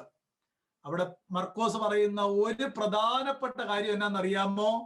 ഈ സുവിശേഷം, അതായത് യേശു ക്രിസ്തുവിന്റെ സുവിശേഷത്തിന് ആരംഭം എന്ന് പറഞ്ഞ് എഴുതി വെച്ചിരിക്കുന്ന ഈ സുവിശേഷം ലോകമെമ്പാടും ഘോഷിക്കപ്പെടുമ്പോൾ ഇവൾ ചെയ്തതും പറയും. ബാക്കി ഓർക്കുന്നുണ്ടോ? 14-ാം അധ്യായം, ഇവൾ ചെയ്തതും പറയും. അങ്ങനെയാണെങ്കിൽ യേശു ക്രിസ്തുവിന്റെ സുവിശേഷത്തിന്റെ ആരംഭം എന്ന് പറഞ്ഞ് മർക്കോസ് എഴുതിയപ്പോഴേ അറിയായിരുന്നു ലോകം മുഴുവൻ പറയേണ്ട സുവിശേഷമായി എഴുതുന്നതെന്ന്. റൈറ്റ്? സിമ്പിൾ അല്ലേ? അതോ 4-ാം നൂറ്റാണ്ടിലെ തിരുമേനി പറഞ്ഞപ്പോഴാണോ ഇത് ഒതന്റിക് ആയത്? അല്ലല്ലോ. ഇതൊക്കെ തല വണയം വെച്ചവരോട് എന്ന് പറഞ്ഞാൽ മതി എന്ന് ഞാൻ ഇടയ്ക്ക് പറയാറുണ്ട് കേട്ടോ. ഈ അപ്പോളജറ്റിക് മേഖലയിൽ നിൽക്കുമ്പോഴേ നമ്മൾ അറിയാതെ നമ്മുടെ ലാംഗ്വേജ് ഒക്കെ അങ്ങ് ഹാർഡായി പോവും. എന്നെ ചെയ്യാനാ? ഒന്ന് ചിന്തിച്ചു നോക്കിയേ. എഴുതുക മർക്കോസ്, യേശുക്രിസ്തുവിന്റെ സുവിശേഷത്തിന്റെ ആരംഭം എഴുതി എഴുതി 14-ാം അധ്യായത്തിലേക്ക് വന്നപ്പോ പറയുക, ഈ സുവിശേഷം ലോകം മുഴുവൻ പ്രസംഗിക്കപ്പെടണം. അങ്ങനെയെങ്കിൽ ഇത് യഹൂദന്മാർക്ക് വേണ്ടി മാത്രം തൽക്കാലത്തേക്ക് എഴുതി കൊടുത്താന്ന് പറഞ്ഞ ഫൂളിഷ്നെസ് അല്ലേ? ലോകം മുഴുവൻ പ്രസംഗിക്കപ്പെടണം. ഇനി ഇതിന് തത്തുല്യമായ ഒരു വാചകം കൊലോസിലേഖനം 1-ാം അധ്യായം 5, 6, 7 വാക്യത്തിലുണ്ട്. ആ സുവിശേഷം സർവ്വലോകത്തിലും എന്നപോലെ നിങ്ങളുടെ അടുക്കലും എത്തി. വാക്യം. അങ്ങനെയെങ്കിൽ ഗോസ്പൽ ഈസ് യൂണിവേഴ്സൽ എന്ന് എഴുതിയ പോളിന് അറിയാമായിരുന്നു. എനിക്ക് അത്രയൊക്കെ ഇങ്ങനെ റാൻഡം റെഫറൻസ് തരാനേ പറ്റുള്ളൂ. എഴുത്തുകാർക്ക് സെൽഫ് ഒതന്റിക്കേറ്റഡ് ആണെന്നും ഇത് യൂണിവേഴ്സൽ ആണെന്നും ഇത് കാത്തലിക് അല്ലെങ്കിൽ യൂണിവേഴ്സൽ ലെറ്റർ ആണെന്നും എല്ലാവർക്കും ഉള്ള സന്ദേശമാണെന്നും കൃത്യമായ ബോധ്യം ഉണ്ടായിരുന്നു മർക്കോസ്. ഇനിയും അപ്പോസ്തല പ്രവൃത്തി അങ്ങോട്ട് പോകണ്ട. 10-ാം അധ്യായത്തിന്റെ 34 മുതൽ ചാപ്റ്റർ 10 വേഴ്സ് 34 to 43 പത്രോസിന്റെ ഒരു പ്രസംഗമാണ്. നിങ്ങൾ പിന്നാലെ ഇത് വായിച്ചു നോക്കണം. പത്രോസിന്റെ ഒരു പ്രസംഗം. ആ പ്രസംഗം സത്യത്തിൽ ഏത് വിഷയമാണെന്നറിയാമോ? മർക്കോസിന്റെ സുവിശേഷത്തിന്റെ ഔട്ട്ലൈൻ ആണ് പ്രസംഗം മുഴുവൻ. ശ്രദ്ധിച്ചാൽ മതി. മർക്കോസിന്റെ സുവിശേഷത്തിന്റെ ഔട്ട്ലൈൻ ആണ് Peter's message in Acts chapter 10, 34 to 43. അത് രണ്ടോടെ നിങ്ങൾ കമ്പയർ ചെയ്ത് വായിച്ചു കൊള്ളുക. അന്നേരം എത്ര ആധികാരികമായിട്ടാണ് ആ സന്ദേശങ്ങളൊക്കെ എഴുതിയിരിക്കുന്നത് എന്ന് നിങ്ങൾക്ക് മനസ്സിലാക്കാനായിട്ട് സാധിക്കുന്നു എന്നാണ് ഞാൻ വിചാരിക്കുന്നത്. ഇനി അത് മാത്രമല്ല, ഇവിടെ ദൈവപുത്രനായ യേശു ക്രിസ്തുവിന്റെ സുവിശേഷത്തിന്റെ ആരംഭം എന്ന് പറഞ്ഞാണ് മർക്കോസ് തുടങ്ങുന്നത്. ഇത് വാസ്തവത്തിൽ ഞാൻ ഒരു കാര്യം നിങ്ങളോടൊന്ന് പറഞ്ഞാല്, ഈ മാർക്ക് 1:1 നിങ്ങൾ ഹോശയ 1:2 കണക്ട് ചെയ്ത് നോക്കണം. മാർക്ക് 1:1 ഹോശയ 1:2 കണക്ട് ചെയ്ത് നോക്കണം. ഹോശയ 1:2 ഇങ്ങനെയാണ് പറയുന്നത്, the beginning of the words of the Lord, the beginning of the words of the Lord. ആ ദൈവവചന ആ വാക്യം, the beginning of the words of the Lord, അതേ ടോൺ തന്നെയല്ലേ മാർക്കും പറയുന്നത്? യേശു ക്രിസ്തുവിന്റെ സുവിശേഷത്തിന്റെ ആരംഭം. അതായത് ഹോശയ ദൈവത്തിന്റെ അരുളപ്പാട് എഴുതി തുടങ്ങുന്ന അതേ പെർസ്പെക്റ്റീവിൽ, അതേ ഇൻസ്പയർഡ് പെന്നിൽ മാർക്ക് എഴുതുകയാണ് യേശു ക്രിസ്തുവിന്റെ സുവിശേഷത്തിന്റെ ആരംഭം. Are you following me? ഞാൻ ഇടയ്ക്കിടയ്ക്ക് ചോദിക്കുന്ന എന്റെ ഒരു വിഷമമായിട്ട് നിങ്ങൾ അങ്ങ് കൂട്ടിയാൽ മതി. സ്തോത്രം. ആട്ടെ, നമുക്ക് സൗരങ്ങൾ ഇത് പഠിക്കണം. ഇതാ ഇനി നമ്മൾ ഈ വിഷയം നന്നായിട്ട് കൈകാര്യം ചെയ്യാനായിട്ട് ഈ കാലഘട്ടത്തിൽ കർത്താവ് പലരെ എഴുന്നേൽപ്പിച്ചുകൊണ്ടിരിക്കുകയാണ്. നമുക്കിത് പഠിക്കണം. എന്നിട്ട് scripture alone supreme and higher authority. Scripture എന്ന് പറഞ്ഞിട്ട് നമുക്ക് എഴുതി വെക്കണം, go back to scripture. Martin ലൂതറിന്റെ ഒരു ആപ്തവാക്യം എന്നറിയാമോ? Go back to scripture. നമുക്ക് തന്നെ പറയാമല്ലോ, ഗോ ബാക്ക് ടു സ്ക്രിപ്ചർ. ഞാൻ പറയുന്ന കുറച്ച് ടെർമിനോളജി ഒക്കെ മനസ്സിൽ തങ്ങി നിൽക്കുന്നു എന്ന് ഞാൻ വിചാരിക്കുന്നു കേട്ടോ. സ്തോത്രം. നമുക്ക് മർക്കോസിന്റെ എഴുത്തിന്റെ ആ റൈറ്റ് കണ്ടോ? ഇനിയും ഈ മർക്കോസിന്റെ എഴുത്തിനെ പറ്റി 2-ാം നൂറ്റാണ്ടിലെ ദൈവദാസന്മാരെ പറഞ്ഞേക്കുന്ന പീറ്ററിന്റെ ഇന്റർപ്രട്ടർ ആയിരുന്നു മാർക്കെന്ന് കേട്ടോ. പീറ്ററിന്റെ ഇന്റർപ്രട്ടർ ആയിരുന്നു. കാരണം പീറ്ററിന്റെ പുവർ ഗ്രീക്ക് ആയിരുന്നു. Poor Greek. കാരണം he born and brought up in Galilee. പുവർ ഗ്രീക്ക് ആയിരുന്നു. പക്ഷെ മർക്കോസ് നല്ല എഡ്യൂക്കേറ്റഡ് ആയിരുന്നു. അതുകൊണ്ട് പുവർ ഗ്രീക്കിനെ ബെറ്റർ ഗ്രീക്കിലേക്ക് ട്രാൻസ്ലേറ്റ് ചെയ്തതെന്നാണ്. പാപ്പിയാസ് എന്ന് പറയുന്ന ഒരു 2-ാം നൂറ്റാണ്ടിൽ AD 125 ജീവിച്ചിരുന്ന നമ്മൾ ഗലാത്തിലെ കൊലോസ് ലേഖനത്തിനകത്ത് നിങ്ങൾക്കും ലവോദിക്കർക്കും ഹിറപ്പോലീസിലുമുള്ള ദൈവമക്കൾ എന്ന് പറഞ്ഞ് വായിക്കുന്നില്ല ഒരു വാക്യം. ഹിറപ്പോലീസിലെ ബിഷപ്പായിരുന്നു പാപ്പിയാസ് എന്ന് പറയുന്ന ആ ദൈവദാസൻ. ആ ദൈവദാസൻ ഈ സുവിശേഷത്തെ പറ്റി പറഞ്ഞതാണ്. പീറ്ററിന്റെ ആ ലോക്കൽ പുവർ ഗ്രീക്കിനെ ബെറ്റർ ഗ്രീക്കിൽ മാർക്ക് എഴുതിയതാണെന്നാണ് അദ്ദേഹം പറഞ്ഞത്. AD 125 ടെസ്റ്റിമോണി ആകട്ടോ. സ്തോത്രം. എന്റെ പ്രിയപ്പെട്ടവരെ, അങ്ങനെയാണെങ്കിൽ നമുക്കറിയാം. അതുകൊണ്ട് ഒരു അസൈൻമെന്റ് തന്ന് നിങ്ങളെ എങ്ങനെ ബുദ്ധിമുട്ടിക്കുന്ന, ക്ലാസ്സിന് തന്നെ നിങ്ങളെ ഞാൻ ബുദ്ധിമുട്ടിക്കുന്നു. അതുകൊണ്ട് അസൈൻമെന്റ് തരുന്നില്ല. ആട്ടെ, മർക്കോസിനകത്ത് ആദ്യം പറയുന്ന അപ്പോസൽ ആരാന്ന് അറിയാമോ? പീറ്ററിന്റെ കാര്യം ആദ്യം പറയുന്നേ. മർക്കോസ് എഴുതി നിർത്തുമ്പോൾ അവസാനം പറയുന്ന അപ്പോസൽസിന്റെ പേരെന്നാന്നറിയാമോ? പീറ്ററിന്റെ പേരാ പറയുന്നത്. അതുകൊണ്ട് വേദപണ്ഡിതന്മാര് പറയുന്നത് ആ പേര് തന്നെ അങ്ങനെ പീറ്ററിൽ തുടങ്ങി പീറ്ററിൽ തീരുന്ന ലേഖനം. അതുകൊണ്ട് മർക്കോസിന്റെ സുവിശേഷം ആ പീറ്ററിന്റെ അപ്പോസ്റ്റോൽഷിപ്പിലാണ് സ്റ്റാൻഡ് ചെയ്യുന്നതെന്നാണ് 2-ാം നൂറ്റാണ്ടിലെ ദൈവദാസന്മാര് പറയുന്നത്. ക്ലിയർ? ആ അധികാരം, ആ അപ്പോസ്റ്റോലിക് മാർക്ക്, ഇതെല്ലാം നമ്മൾ പറഞ്ഞു തരുന്നത് 4-ാം നൂറ്റാണ്ടിന് മുമ്പ് സ്ക്രിപ്ചർ തന്നെയായിരുന്നു. എഴുതിയപ്പോ തന്നെ സ്ക്രിപ്ചർ ആയിരുന്നു. എഴുത്തുകാർക്ക് ബോധ്യം ഉണ്ടായിരുന്നു. We are writing scriptures. Very plain ആണത്, വെരി പ്ലെയിൻ ആണ്. ഇനിയും നമുക്ക് യോഹന്നാനിലേക്ക് ഒന്ന് പോകാം. മർക്കോസിൽ നിന്ന് യോഹന്നാനിലേക്ക് ഒന്ന് പോകാം.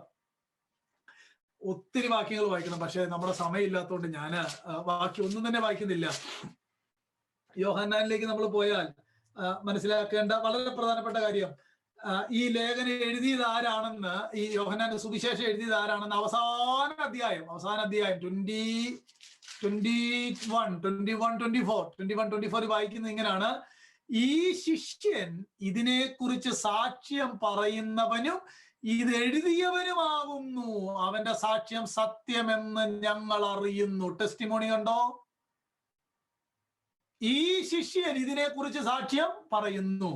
ഇനി ഇത് സാക്ഷ്യം പറയണോന്ന് പറഞ്ഞിട്ടുണ്ടായിരുന്നു എന്ന് അറിയണമെങ്കിൽ ജോൺ 15:26-27 നോക്കിയാൽ മതി. 15:26-27 യേശു ശിഷ്യന്മാരോട് പറയുകയാണ്, തന്റെ അവസാന ദിവസങ്ങളിൽ പറയുകയാണ്, ഞാൻ പിതാവിന്റെ അടുക്കൽ നിന്ന് നിങ്ങൾക്ക് അയപ്പാനുള്ള കാര്യസ്ഥനായി പിതാവിന്റെ അടുക്കൽ നിന്ന് പുറപ്പെടുന്ന സത്യാത്മാവ് വരുമ്പോൾ അവൻ എന്നെ കുറിച്ച് സാക്ഷ്യം പറയും. എന്നിട്ട് 27-ാം വാക്യം, നിങ്ങളും ആദ്യം മുതൽ എന്നോടുകൂടെ ഇരിക്കൊണ്ട് സാക്ഷ്യം പറയുവീൻ. ആദ്യം മുതൽ ഇരുന്നത് കൊണ്ട് എഴുത്തുകാരനായ യോഹന്നാന്റെ സുവിശേഷത്തിന്റെ എഴുത്തുകാരനായ ആ യോഹന്നാൻ തന്നെയാണ് എഴുതിയത്. ഞാൻ തെളിയിക്കാം. യോഹന്നാൻ സാക്ഷ്യം പറയുകയാണ്, ഈ ശിഷ്യൻ ഇതിനെക്കുറിച്ച് സാക്ഷ്യം പറയുന്നു. ഏത്? അന്ന് യേശു പറഞ്ഞായിരുന്നു, എന്നോടുകൂടെ ഇരുന്നവൻ ഇതിന് സാക്ഷികൾ, നിങ്ങൾ സാക്ഷ്യം പറയണം. അതിന് യോഹന്നാൻ തന്റെ കൂടെ ഇരുന്നത് കൊണ്ട് ഇതിന് സാക്ഷ്യം പറയുകയാണ്. കൂടെ ഉണ്ടായിരുന്ന ആളുകൾ ആ സാക്ഷ്യത്തെ സർട്ടിഫൈ ചെയ്യുകയാണ്. ഈ സാക്ഷ്യം സത്യമെന്ന് ഞങ്ങൾ അറിയുന്നു. ക്ലിയർ ആണോ? ക്ലിയർ ആണോ? ഇനിയും ഈ യോഹന്നാനാണ്. ഇതിനകത്ത് വേറൊരു കഥ എന്നാന്നറിയാമോ? യോഹന്നാനൊന്നും എഴുതിയതല്ല, ഞങ്ങളുടെ തിരുമേനി പറഞ്ഞ് യോഹന്നാൻ എഴുതിയതാണ്. അതുകൊണ്ട് ഞങ്ങളും പറയുന്നു യോഹന്നാൻ എഴുതിയതാണ്. ഇതാ കഥ. എങ്ങനെയുണ്ട്? ഇനി യോഹന്നാൻ എഴുതിയതാണോ എന്ന് നമുക്ക് എങ്ങനെ മനസ്സിലാക്കണ്ടേന്നുള്ളത് ഞാൻ വളരെ പെട്ടെന്നൊരു കാര്യം പറഞ്ഞുതരാം. വളരെ ലോജിക്കായിട്ട് മനസ്സിലാക്കാവുന്ന ഒരു കാര്യം പറഞ്ഞുതരാം. യോഹന്നാൻ എഴുതിയതാണോ? നമുക്കത് എങ്ങനെ മനസ്സിലാക്കാൻ കഴിയുന്ന ചോദിച്ചാൽ, ഐറനേസ്, നമ്മൾ മുമ്പേ പറഞ്ഞില്ല, ഐറനേസ് മലയാളത്തില് നിങ്ങൾ വായിച്ചാൽ ഐറേനിയസ് എന്നാ വായിക്കുന്നത്. ഐറനേസ് അല്ലെ, ഐറേനിയസ് പറഞ്ഞു, gospel of John written by John. അതായത് യോഹന്നാൻ മരിച്ചതിന് ഏകദേശം ഒരു 80-90 വർഷം കഴിഞ്ഞുള്ള ഡോക്യുമെന്റ് ആണ് gospel of John written by John. ഇപ്പൊ നമ്മുടെ പുസ്തകത്തിനകത്ത് യോഹന്നാൻ എഴുതിയ സുവിശേഷം എന്ന് പറഞ്ഞിട്ട് ആ എഴുത്തുകാരന്റെ അഡ്രസ് ഇല്ലാതെ താഴോട്ടാണ് വായിക്കുന്നത്. ഇനി അങ്ങനെങ്കിൽ ഐറനേസ് പറഞ്ഞു യോഹന്നാൻ എഴുതി യോഹന്നാനാണ്. അത് നമുക്ക് എങ്ങനെ മനസ്സിലാക്കാനായിട്ട് പറ്റും? ഐറനേസ് പറഞ്ഞുകൊണ്ടാവുമോ? ആകുകയില്ല. അങ്ങനെയാണെങ്കിൽ നമ്മൾ അതിനെ എങ്ങനെ ചിന്തിക്കണമെന്ന് അറിയാം. ഐറനേസിന് എവിടുന്ന് കിട്ടി ഈ കാര്യം? നമ്മൾ 2-ാം നൂറ്റാണ്ടിൽ ഏറെ ക്രിസ്ത്യാനിറ്റി വായിച്ചു നോക്കിയാൽ മതി. പോളികാർപ്പിന്റെ കൂടെ നടന്ന് വേറെ ചെയ്ത ആളാണ് ഐറനേസ്. അങ്ങനെങ്കിൽ പോളികാർപ്പ് ആരാണ്? പോളികാർപ്പ് യോഹന്നാന്റെ ശിഷ്യനാണെന്നാണ് ഇവരെല്ലാം പറയുന്നത്. ചരിത്രം അങ്ങനെ തന്നെയാ പറയുന്നത്. അങ്ങനെങ്കിൽ യോഹന്നാൻ നേരിട്ട് യോഹന്നാനെ അറിയാവുന്ന പോളികാർപ്പ് പറഞ്ഞു യോഹന്നാനാണ് എഴുതിയതെന്ന് ഐറനേസിന് പറഞ്ഞു കൊടുത്തപ്പോ ഐറനേസ് തന്റെ എഴുത്തിനകത്ത് എഴുതി വെച്ചു John written by John. Very clear patristic testimony. ആ 2-ാം നൂറ്റാണ്ടിലെ എഴുത്തുകാരുടെ വെരി ക്ലിയർ ടെസ്റ്റിമോണിയാണ് gospel of John written by John. എന്റെ പ്രിയപ്പെട്ട, ഇത് നിങ്ങൾക്ക് ചിലർക്ക് കേൾക്കുമ്പോൾ എന്റെ കർത്താവ് ഞങ്ങൾക്ക് അങ്ങനെ ഒരു ചോദ്യം പോലും ഇല്ലായിരുന്നല്ലോ, ഇത് യോഹന്നാൻ എഴുതിയാണോ? ഇത് ഞാൻ പറഞ്ഞില്ലേ, ഇങ്ങനെ ചോദ്യം നാളെ നമ്മളോട് ചോദിക്കും. അതുകൊണ്ടാണ് ഞാൻ ഈ പറഞ്ഞു വരുന്നത്. അന്നേരം പറയണം യോഹന്നാൻ എഴുതിയ സുവിശേഷം ഒന്നും പറഞ്ഞാണല്ലോ തുടങ്ങുന്നത്. അങ്ങനെയൊക്കെ പറഞ്ഞ ഒരു പക്ഷേ അവര് സമ്മതിച്ചെന്ന് വരികയില്ല. പക്ഷേ നമ്മൾ പറയണം ഐറനേസ് പറഞ്ഞു യോഹന്നാൻ എഴുതിയ. അന്നേരം ഐറനേസിന് എങ്ങനെ അറിയാം? പോളികാർപ്പിന്റെ ശിഷ്യനാണ് ഐറനേസ്. അന്നേരം പോളികാർപ്പ് പറഞ്ഞു യോഹന്നാൻ എഴുതിയ. പോളികാർപ്പിന് എങ്ങനെ അറിയാം? പോളികാർപ്പ് യോഹന്നാന്റെ കൂടെ നടന്നയാളാണ്. അന്നേരം പോളികാർപ്പിന് അറിയാൻ പറ്റില്ല. Direct testimony. ഒന്നിങ്ങനെ തലയാക്കി അതെല്ലാം ഒന്ന് ഗ്രഹിച്ചേ.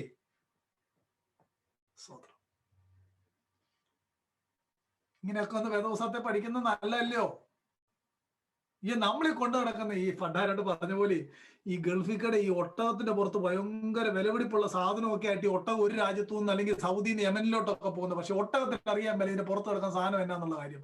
ഇതുപോലെ നമ്മുടെ പല ആളുകളും ഞായറാഴ്ച രാവിലെ വേദപുസ്തകം എടുത്തുകൊണ്ട് വരുന്നത് പണ്ടൊരാൾ ഉദാഹരണം പറഞ്ഞിട്ടുണ്ട്. അങ്ങനെ ആകരുത്, അങ്ങനെ ആകരുത്. Very clear, very clear. യോഹന്നാന്റെ സുവിശേഷം ഈ ആദ്യം മുതൽ കൂടെ ഇരുന്ന ശിഷ്യൻ എന്നല്ലേ പറഞ്ഞു? ആദ്യം മുതൽ കൂടെ ഇരുന്ന ശിഷ്യൻ. ആദ്യം മുതൽ കൂടെ ഇരുന്നെന്ന് ചോദിച്ചാൽ മതി. 1-ാം അധ്യായത്തിൽ അന്ത്രയോസിന്റെ കൂടെ പോയൊരു ശിഷ്യനെ കാണാം. അത് യോഹന്നാനാണ് എന്ന് നമുക്ക് ടെസ്റ്റിമോണിയിലൂടെ മനസ്സിലാകാം. അന്ത്യത്താഴത്തിൽ കൂടെ ഇരുന്ന ശിഷ്യനെ കാണാം. അത് യോഹന്നാനാണ് എന്ന് നമുക്ക് മനസ്സിലാക്കാം. ഒടുവിൽ പത്രോസ് തിരിഞ്ഞു നോക്കി ആ ശിഷ്യൻ എന്ത് സംഭവിക്കുമെന്ന് ചോദിച്ചത് യോഹന്നാനെ പറ്റിയാണെന്ന് അറിയാം. അങ്ങനെ ഇതെല്ലാം കൂടെ ചേർത്ത് പറയാം. ആദ്യം മുതൽ കൂടെ ഇരുന്ന ശിഷ്യനായ യോഹന്നാനോട് യേശു പറഞ്ഞിരുന്നു, നിങ്ങൾ എന്റെ കൂടെ ഇരിക്കൊണ്ട് സാക്ഷ്യം പറയുവീൻ. ആ ശിഷ്യൻ താൻ കണ്ടതിനും കേട്ടതിനും സാക്ഷ്യം പറയുന്നവനും ഇത് എഴുതുന്നവനുമാകുന്നു. എന്നിട്ട് ഒരു പേരും കൊണ്ട് മറിച്ച് യോഹന്നാന്റെ സുവിശേഷം 20 ചാപ്റ്റർ 20 വേഴ്സ് 20 and 21 30 and 31 വാക്യം. ഈ പുസ്തകത്തിൽ എഴുതിയിരിക്കുന്നതല്ലാതെ മറ്റനേകം അടയാളങ്ങളും യേശു തന്റെ ശിഷ്യന്മാരാൽ ചെയ്തുകൊണ്ട്, എന്നാൽ യേശു ദൈവപുത്രനായ ക്രിസ്തു എന്ന് നിങ്ങൾ വിശ്വസിക്കേണ്ടതിന്, വിശ്വസിച്ചിട്ട് അവന്റെ നാമത്തിൽ നിങ്ങൾക്ക് ജീവൻ ഉണ്ടാകേണ്ടതിനും ഇത് എഴുതിയിരിക്കുന്നു. It is written, it is written. വാക്കുണ്ടോ? It is written. അത് പറയുമ്പോൾ ഇറ്റ് ഈസ് റിട്ടൺ, ഇത് എഴുതിയിരിക്കുന്നു എന്ന വാക്ക് ഓൾഡ് ടെസ്റ്റ്മെന്റിലെ ഒരു പ്രയോഗമാണ്. It is written. അതായത് അവരാധികാരികമായിട്ട് പ്രവാചകന്മാരോ അന്നത്തെ എഴുത്തുകാരോ ഈ കാര്യങ്ങൾ എഴുതിയതിനു ശേഷം അവരെഴുതി വെക്കും ഇറ്റ് ഈസ് റിട്ടൺ. ആ same word, it is written എന്നുള്ള സെയിം വേർഡ് ഓൾഡ് ടെസ്റ്റ്മെന്റിൽ ഉപയോഗിച്ചിരിക്കുന്ന ഞാനൊരു 2-3 റെഫറൻസ് പറയാം. നോട്ട് ചെയ്യുന്നവർ നോട്ട് ചെയ്തോളൂ. Deuteronomy 28:58, Deuteronomy 28:58. ഞാനിത് പറയുമ്പോൾ ഓൾഡ് ടെസ്റ്റ്മെന്റിന്റെ ഗ്രീക്കും ന്യൂ ടെസ്റ്റ്മെന്റിലെ യോഹന്നാൻ 20-ാം അധ്യായം 30-ഉം 31-ഉം വാക്യത്തിൽ ഇറ്റ് ഈസ് റിട്ടൺ എന്നുള്ളതിന്റെ ഗ്രീക്കിൽ എഴുതിയേക്കുന്ന വാക്കോടും ചേർത്താൽ സെയിം വേർഡാണ് എഴുതി വെച്ചേക്കുന്നത്. ഡ്യൂട്രോണമി 28:58, സെക്കൻഡ് ക്രോണിക്കിൾസ് 2 ദിനവൃത്താന്തം 34:21, 34:21, യെരമ്യാവ് 25:13, 25:13. റെഫറൻസ് കിട്ടിയോ? Deuteronomy 28:58, 34:21, second chronicles 34:21, യെരമ്യ 25:13. It is written, it is written, it is written. ഈ പുസ്തകത്തിൽ എഴുതിയിരിക്കുന്നു എന്ന് നമുക്ക് അവിടെ കാണാം. അങ്ങനെയെങ്കിൽ നിങ്ങൾ യോഹന്നാൻ 20:31 വാക്യം വായിച്ചാൽ അതിനെ ഞാൻ ഇങ്ങനെ അങ്ങ് പറഞ്ഞു തീർക്കാം. എന്നാൽ യേശു ദൈവപുത്രനായ ക്രിസ്തു എന്ന് നിങ്ങൾ വിശ്വസിക്കേണ്ടതിനും, വിശ്വസിച്ചിട്ട് അവന്റെ നാമത്തിൽ ജീവൻ ഉണ്ടാകേണ്ടതിനും എന്ന് എഴുതിയിരിക്കുന്നത് പറഞ്ഞാൽ എഴുത്തുകാരന്റെ ഇൻസ്പയർഡ് പെന്നുകൊണ്ട് എഴുതുകയാണ്. യേശു ക്രിസ്തു ദൈവപുത്രൻ എന്ന് നിങ്ങൾ വിശ്വസിക്കണം. വിശ്വസിച്ചിട്ട് നിങ്ങൾക്ക് നിത്യജീവൻ ഉണ്ടാകേണ്ടതിന് ഇത് എഴുതിയിരിക്കുന്നു. 4-ാം നൂറ്റാണ്ടിൽ തിരുമേനി പറഞ്ഞപ്പോഴാണോ നിത്യജീവൻ ഉണ്ടായി തുടങ്ങിയത്? No, no. Self authenticated scripture. Self authenticated scripture. എല്ലാം സ്പീഡിൽ പറഞ്ഞു പോകാതെ പറയുന്നത്രയും കൃത്യമായിട്ട് പറയാം, അതല്ലേ നല്ലത്. എനിക്കിപ്പം ഔട്ട്ലൈൻ അങ്ങ് തീർത്തു പോകാൻ പറ്റും, പക്ഷെ അതുകൊണ്ട് പ്രയോജനം ഉണ്ടാകുകയില്ല. പറയുന്നത്രയും കൃത്യമായിട്ട് പറയാം. കാര്യം എനിക്ക് ഇന്ന് ഞാൻ പ്രിപ്പയർ ചെയ്ത് അത്രയും പറയാനായിട്ട് പറ്റത്തില്ല. നമുക്ക് നമ്മുടെ ക്ലാസ് തുടങ്ങുന്നതിന് മുമ്പ് ഒരു അച്ചായൻ പറഞ്ഞായിരുന്നു ലൂക്കോസിനകത്തെ കാര്യം. ലൂക്കോസ് 1:1 അടുത്ത ഒരു മാർക്ക് കാണിച്ചു തരാം. ലൂക്കോസ് 1:1, ലൂക്ക് 1:1, ലൂക്ക് 1:1. ആരെങ്കിലും ഇത് വായിക്കാമോ പ്ലീസ്? 1:1, ലൂക്ക് 1:1. ശ്രീമാനായ തിയോഫിലോസെ, ആദ്യം മുതൽ കണ്ട സാക്ഷികളും വചനത്തിന്റെ ശുശ്രൂഷകന്മാരുമായവർ നമ്മെ പരമേൽപ്പിച്ചതുപോലെ നമ്മുടെ നമ്മളിപ്പോ എഴുത്തിന്റെ കാര്യം പറയുമ്പോൾ ഞാൻ ഇന്നലെ പറഞ്ഞൊരു കാര്യം ഉണ്ടായിരുന്നു. ഈ എഴുതാനായത് പറഞ്ഞു, അന്ന് എഴുത്തെന്നുള്ളത് ഒരു സോഷ്യോ ഹിസ്റ്റോറിക്കൽ കൾച്ചർ ഉണ്ടായിരുന്നു. അത് നിങ്ങൾക്ക് ഇപ്പൊ പഠിക്കേണ്ട കാര്യമില്ല. അന്ന് ഒത്തിരി ആളുകൾക്ക് എഡ്യൂക്കേഷൻ കുറവായിരുന്നു, ലിറ്ററസി ഇല്ലിറ്ററേറ്റ് ആയിരുന്നു ഒത്തിരി ആളുകൾ. അങ്ങനെയൊക്കെ ഒരു ചരിത്രമുണ്ട്. പക്ഷെ നമുക്കിപ്പോ അത് ആവശ്യമില്ല. പക്ഷേ ഈ ലൂക്കോസ് 1:2 പ്രയോഗം കൊണ്ടോ എഴുതാൻ പലരും തുനിഞ്ഞിരുന്നു എന്നൊരു വാക്യമുണ്ട്. ഒത്തിരി പേര് പ്ലാൻ ചെയ്തായിരുന്നു. അങ്ങനെയെങ്കിൽ ഒരു ക്രിസ്ത്യാനിറ്റി എന്നുള്ളത് ഒരു ബുക്കിഷ് റിലീജിയൻ തന്നെ ആയിട്ടാണ് നമ്മൾ കേരളീയ ക്രിസ്ത്യാനിറ്റി എന്ന് മനസ്സിലാക്കാനായിട്ട് കഴിയുന്നത്. ഇപ്പൊ ഞാൻ സന്ദർഭവശാൽ അത് പറഞ്ഞത് മാത്രമേ ഉള്ളൂ, അതോടെ നിൽക്കട്ടെ. നമ്മൾ ഈ വായിച്ച വാക്യം കണ്ടോ? ശ്രീമാനായ തെയോഫിലോസേ, ആദ്യം മുതൽ കണ്ട സാക്ഷികളും വചനത്തിന്റെ ശുശ്രൂഷകന്മാരുമായവർ നമ്മെ ഭരമേൽപ്പിച്ചതുപോലെ. വാക്യം കണ്ടോ? അങ്ങനെയാണെങ്കിൽ 1:1 തന്നെ എഴുത്തുകാരനായ ലൂക്കോസ് പറയുക, ഞാനൊരു കഥ എഴുതുകയല്ല, ആദ്യം മുതൽ കണ്ട സാക്ഷികൾ. യേശു യോഹന്നാനിൽ പറഞ്ഞ വാക്യം ഓർക്കുന്നുണ്ടോ? നിങ്ങൾ ആദ്യം മുതൽ എന്നോടുകൂടെ ഇരിക്കൊണ്ട് ഇതിന് സാക്ഷ്യം പറവീൻ. ആദ്യം മുതൽ കണ്ട സാക്ഷികളും വചനത്തിന്റെ ശുശ്രൂഷകന്മാരുമായവർ ഞങ്ങളെ ഭരമേൽപ്പിച്ച ഈ സുവിശേഷം. അതാണ് ഇതെന്നാ പറഞ്ഞേക്കുന്നത്. ആ വാക്യത്തിൽ നിന്ന് തന്നെ അതിന്റെ ഒതന്റിസിറ്റി കണ്ടോ? അതായത് ലൂക്കോസ് തന്റെ ഇഷ്ടത്തിന് എഴുതുകയല്ല, സാക്ഷികളും വചനത്തിന്റെ ശുശ്രൂഷകന്മാരുമായ അപ്പോസ്തലന്മാർ ഞങ്ങളെ ഭരമേൽപ്പിച്ചതാണ് ഞാൻ ക്രമമായി എഴുതുന്നത്. എത്ര ക്ലിയർ ആയിട്ടാണ് ആ വാക്യം! The authenticity of his writings. ഈ പ്രയോഗം അപ്പോസ്തല പ്രവൃത്തിയിൽ പലയിടത്തുണ്ട്. സാക്ഷികളും വചനത്തിന്റെ ശുശ്രൂഷകന്മാരും, ഇത് രണ്ടും ലൂക്കോസ് എഴുതിയതാണ്. അങ്ങനെയാണെങ്കിൽ ആ എഴുത്ത് കണ്ടോ? വചനത്തിന്റെ ഞാൻ കണ്ട സാക്ഷികളും വചനത്തിന്റെ ശുശ്രൂഷകന്മാരുമായവർ ഞങ്ങളെ വരമേൽപ്പിച്ചത്. ഇനി ഞാന് ഈ ലൂക്കോസിനകത്ത് അവസാന അധ്യായത്തിനകത്ത് ഒരു വാക്കുണ്ട്, നിങ്ങൾ ലോകമെമ്പാടും മാനസാന്തരവും പാവമോചനവും യെരുശലേം മുതൽ ഭൂമിയുടെ അറ്റത്തോളം പ്രസംഗിക്കണമെന്ന് പറഞ്ഞാണ് ലൂക്കോസ് എഴുതി നിർത്തുന്നത്. അങ്ങനെയെങ്കിൽ ലൂക്കോസിന് എഴുതിയപ്പോൾ അറിയായിരുന്നു മാനസാന്തരവും പാവമോചനവും വിശ്വാസവും എല്ലാം ലോകത്തിന്റെ അറ്റത്തോളം പ്രസംഗിക്കപ്പെടേണ്ടതാണ് ഞാൻ എഴുതുന്നത് എന്ന് ലൂക്കോസിനും അറിയാമായിരുന്നു. സെൽഫ് ഒതന്റിക്കേറ്റഡ്. ഓതേഴ്സിന് അവരുടെ എഴുത്തിനെ പറ്റി കൃത്യം ബോധ്യം ഉണ്ടായിരുന്നു. പക്ഷെ 27 പുസ്തകത്തിന്റെ ഒരു ഫുൾ ഷേപ്പ് കാനോൻ അവർക്ക് ബോധ്യമില്ലായിരുന്നു എന്ന കാര്യം നമുക്കറിയാം. പക്ഷേ വളരെ കൃത്യമായ ബോധ്യം അവർക്ക് അവരുടെ എഴുത്തിന്റെ അതോറിറ്റിയെ പറ്റി ഉണ്ടായിരുന്നു എന്ന് ഈ വാക്യങ്ങളിലൂടെ വളരെ ഒരു സംശയവും കൂടാതെ നമുക്ക് പറയാം. ഇനിയും ഒരുപക്ഷെ നിങ്ങൾ അധികം കേട്ടിട്ടില്ലാത്തൊരു കാര്യമായിരിക്കും. എബ്രായ ലേഖനം 2-ാം അധ്യായത്തിനകത്തൊരു വാക്യമുണ്ട്, നിങ്ങൾ വല്ലപ്പോഴും ഒഴുകി പോകരുത്. കഥാവുതാം പറഞ്ഞു തുടങ്ങിയതും ദൈവം തന്റെ ആത്മാവിനെ നൽകിക്കൊണ്ട് അത്ഭുതങ്ങളാലും അടയാളങ്ങളാലും വിവിധ വീര്യപ്രവർത്തികളാലും പരിശുദ്ധാത്മാവിനെ നൽകിക്കൊണ്ട് സാക്ഷി നിന്നതും കേട്ടവർ നമുക്ക് ഉറപ്പിച്ചു തന്നതുമായ ഇത്ര വലിയ രക്ഷ എന്ന് പറഞ്ഞാണ് എഴുത്തുകാരൻ എഴുതുന്നത്. കേട്ടവർ നമുക്ക് ഉറപ്പിച്ചു തന്നതുമായ ഇത്ര വലിയ രക്ഷ. ഏതാ ഈ കേട്ടവർ? നിങ്ങൾ എന്നോടുകൂടെ ഇരിക്കൊണ്ട് ഞാൻ പറയുന്ന സാക്ഷ്യം നിങ്ങൾ കേട്ടതുകൊണ്ട് നിങ്ങൾ എനിക്ക് സാക്ഷിയാകണമെന്ന് പറഞ്ഞ കേട്ട അപ്പോസ്തലന്മാരുടെ സാക്ഷ്യമാണ് എഴുതുന്നത് എന്നാണ് എബ്രായ ലേഖകൻ 2:3 പറയുന്നത്. കേട്ടവർ. അതുകൊണ്ടാണ് എബ്രായ ലേഖനത്തെ പറ്റി പൗലോസ് അല്ല എഴുതിയതെന്ന് വേദപണ്ഡിതന്മാരിൽ എല്ലാവരും പറയുന്നു. ഓൾമോസ്റ്റ് എല്ലാവരും പറയുന്ന പൗലോസ് അല്ല എഴുതിയതെന്നാണ് പറയുന്നത്. അതെന്താണെന്നറിയാമോ? പൗലോസ് ആണെങ്കിൽ കേട്ടവര് ഞങ്ങൾക്ക് സാക്ഷി തന്നതെന്ന് പറയുകയല്ല, പൗലോസാണെ പറഞ്ഞേനെ, മനുഷ്യരിൽ നിന്നല്ല, മനുഷ്യരാലുമല്ല, ഞാന് യേശു ക്രിസ്തുവിന്റെ വെളിപ്പാടിനാൽ പ്രാപിച്ചതെന്ന് പറഞ്ഞാണ് തന്റെ ലേഖനത്തിന്റെ അതോറിറ്റി. എന്നാൽ എബ്രായ ലേഖനകാരൻ പറഞ്ഞേക്കാണ്, ഞാൻ അപ്പോസ്തലന്മാരിൽ നിന്ന് കേട്ടതാണ്, റൈറ്റിംഗ് ഡൗൺ, ഹാൻഡഡ് ഡൗൺ എന്ന് പറഞ്ഞേക്കുന്നത്. ഞാൻ പറഞ്ഞ കൺഫ്യൂസ്ഡ് ആയോ? ഇല്ലല്ലോ. അയ്യോ, പൗലോസിനി എബ്രായ ലേഖനം എഴുതിയില്ലെങ്കിൽ നമുക്ക് ഒരു കുഴപ്പമില്ല. 3-ാം നൂറ്റാണ്ടിൽ ഒറിഗൻ എന്ന് പറഞ്ഞ ദേവദാസനോട് വെച്ച് എബ്രായ ലേഖനം ആരാ എഴുതി? അദ്ദേഹം പറഞ്ഞു, ഒറിഗൻ പറഞ്ഞൊരു വാചകം ഇതാണ്, ഒൺലി ഗോഡ് നോസ്. നമുക്കും പറയും ഒൺലി ഗോഡ് നോസ്. ഇനിയും കൂടുതൽ ദൈവവചനം പഠിക്കുന്ന നല്ല വിശുദ്ധന്മാരായ വളരെ പണ്ഡിതന്മാരായ ആളുകൾ പറയുന്നത് എന്താണെന്നറിയാമോ? നമ്മുടെ മനസ്സിൽ ഇരുന്നോട്ടെ. അവര് പറയുന്നത് ഇതാണ്, ഈ എബ്രായ ലേഖനം വായിക്കുമ്പോൾ മുഴുവൻ പൗലോസിന്റെ ഒരു തിയോളജിയാ, ദൈവശാസ്ത്രമാ, പൗലോസിന്റെ ഒരു പ്രസംഗ ശൈലി ഒക്കെയാണ് അതിനകത്തെ വിഷയങ്ങൾ കാണുമ്പോൾ. എന്നാൽ അതിന്റെ എഴുത്തിന്റെ സ്ട്രക്ചർ കാണുമ്പോൾ പൗലോസിന്റെ ലേഖനമായിട്ട് എഴുത്തിന് സാമ്യമില്ല, എന്നാൽ അതിനകത്തെ വിഷയത്തിന് സാമ്യമുണ്ട്. സബ്ജക്റ്റിന് വളരെ പൊളൈൻ തിയോളജി ആയിട്ട് ബന്ധമുണ്ട്, എന്നാൽ റൈറ്റിങ്ങിന്, എഴുത്തിന് പൗലോസിന്റെ എഴുത്തുമായിട്ട് ബന്ധമില്ല. അതുകൊണ്ട് വേദപണ്ഡിതന്മാർ പറയുന്നത് എന്നാണെന്നറിയാമോ?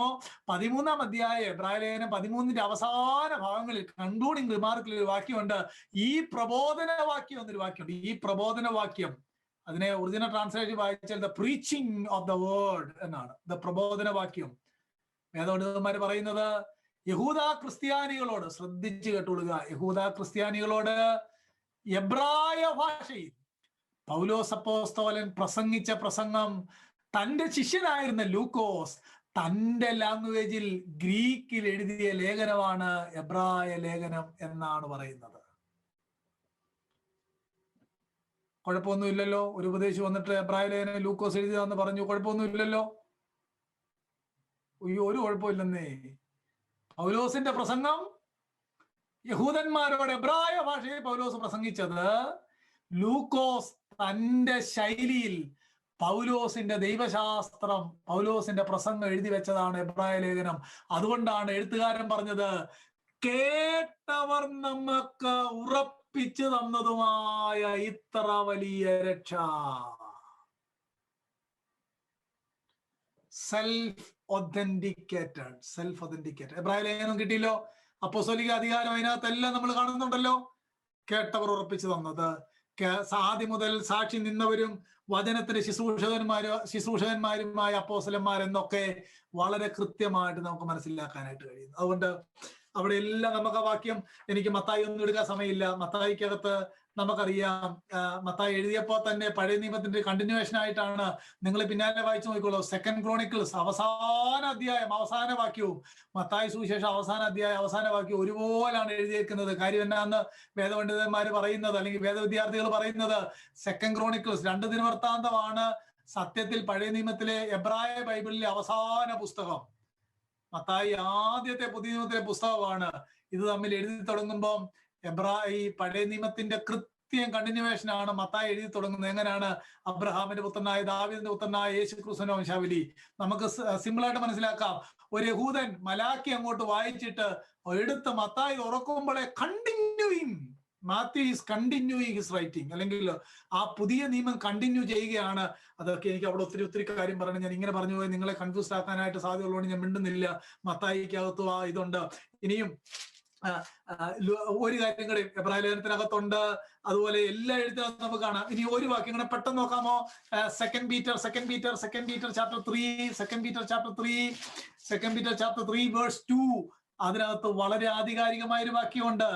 വിശുദ്ധ 2 പത്രോസ് 3:2 വിശുദ്ധ പ്രവാചകന്മാർ മുൻ പറഞ്ഞ വചനങ്ങളും നിങ്ങളുടെ അപ്പോസ്തലന്മാർ മുഖാന്തരം കർത്താവും രക്ഷിതാവുമായവൻ തന്ന കൽപ്പനയും ഓർത്തുകൊള്ളണമെന്ന് ഈ ലേഖനം 2:4 ഞാൻ നിങ്ങളെ ഓർമ്മപ്പെടുത്തി നിങ്ങളുടെ പരമാർത്ഥ മനസ്സുണർത്തുന്നു. വാക്യം കണ്ടോ? അങ്ങനെയെങ്കിൽ അവിടുത്തെ പ്രയോഗം വിശുദ്ധ പ്രവാചകന്മാർ മുൻ പറഞ്ഞ വചനങ്ങളും നിങ്ങളുടെ അപ്പോസ്തലന്മാർ മുഖാന്തരം കർത്താവും രക്ഷിതാവുമായവൻ തന്ന കൽപ്പനയും. അങ്ങനെയെങ്കിൽ പീറ്റർ പറയുന്ന ഓൾഡ് ടെസ്റ്റ്മെന്റ് പ്രോഫറ്റ്സ് അല്ലെങ്കിൽ new testament apostles, they are equal standard with Old Testament prophets. ഒരു വ്യത്യാസവും ഇല്ല. അപ്പോസ്തലൻ എന്നല്ല, പ്ലൂറൽ ഫോം ആണ്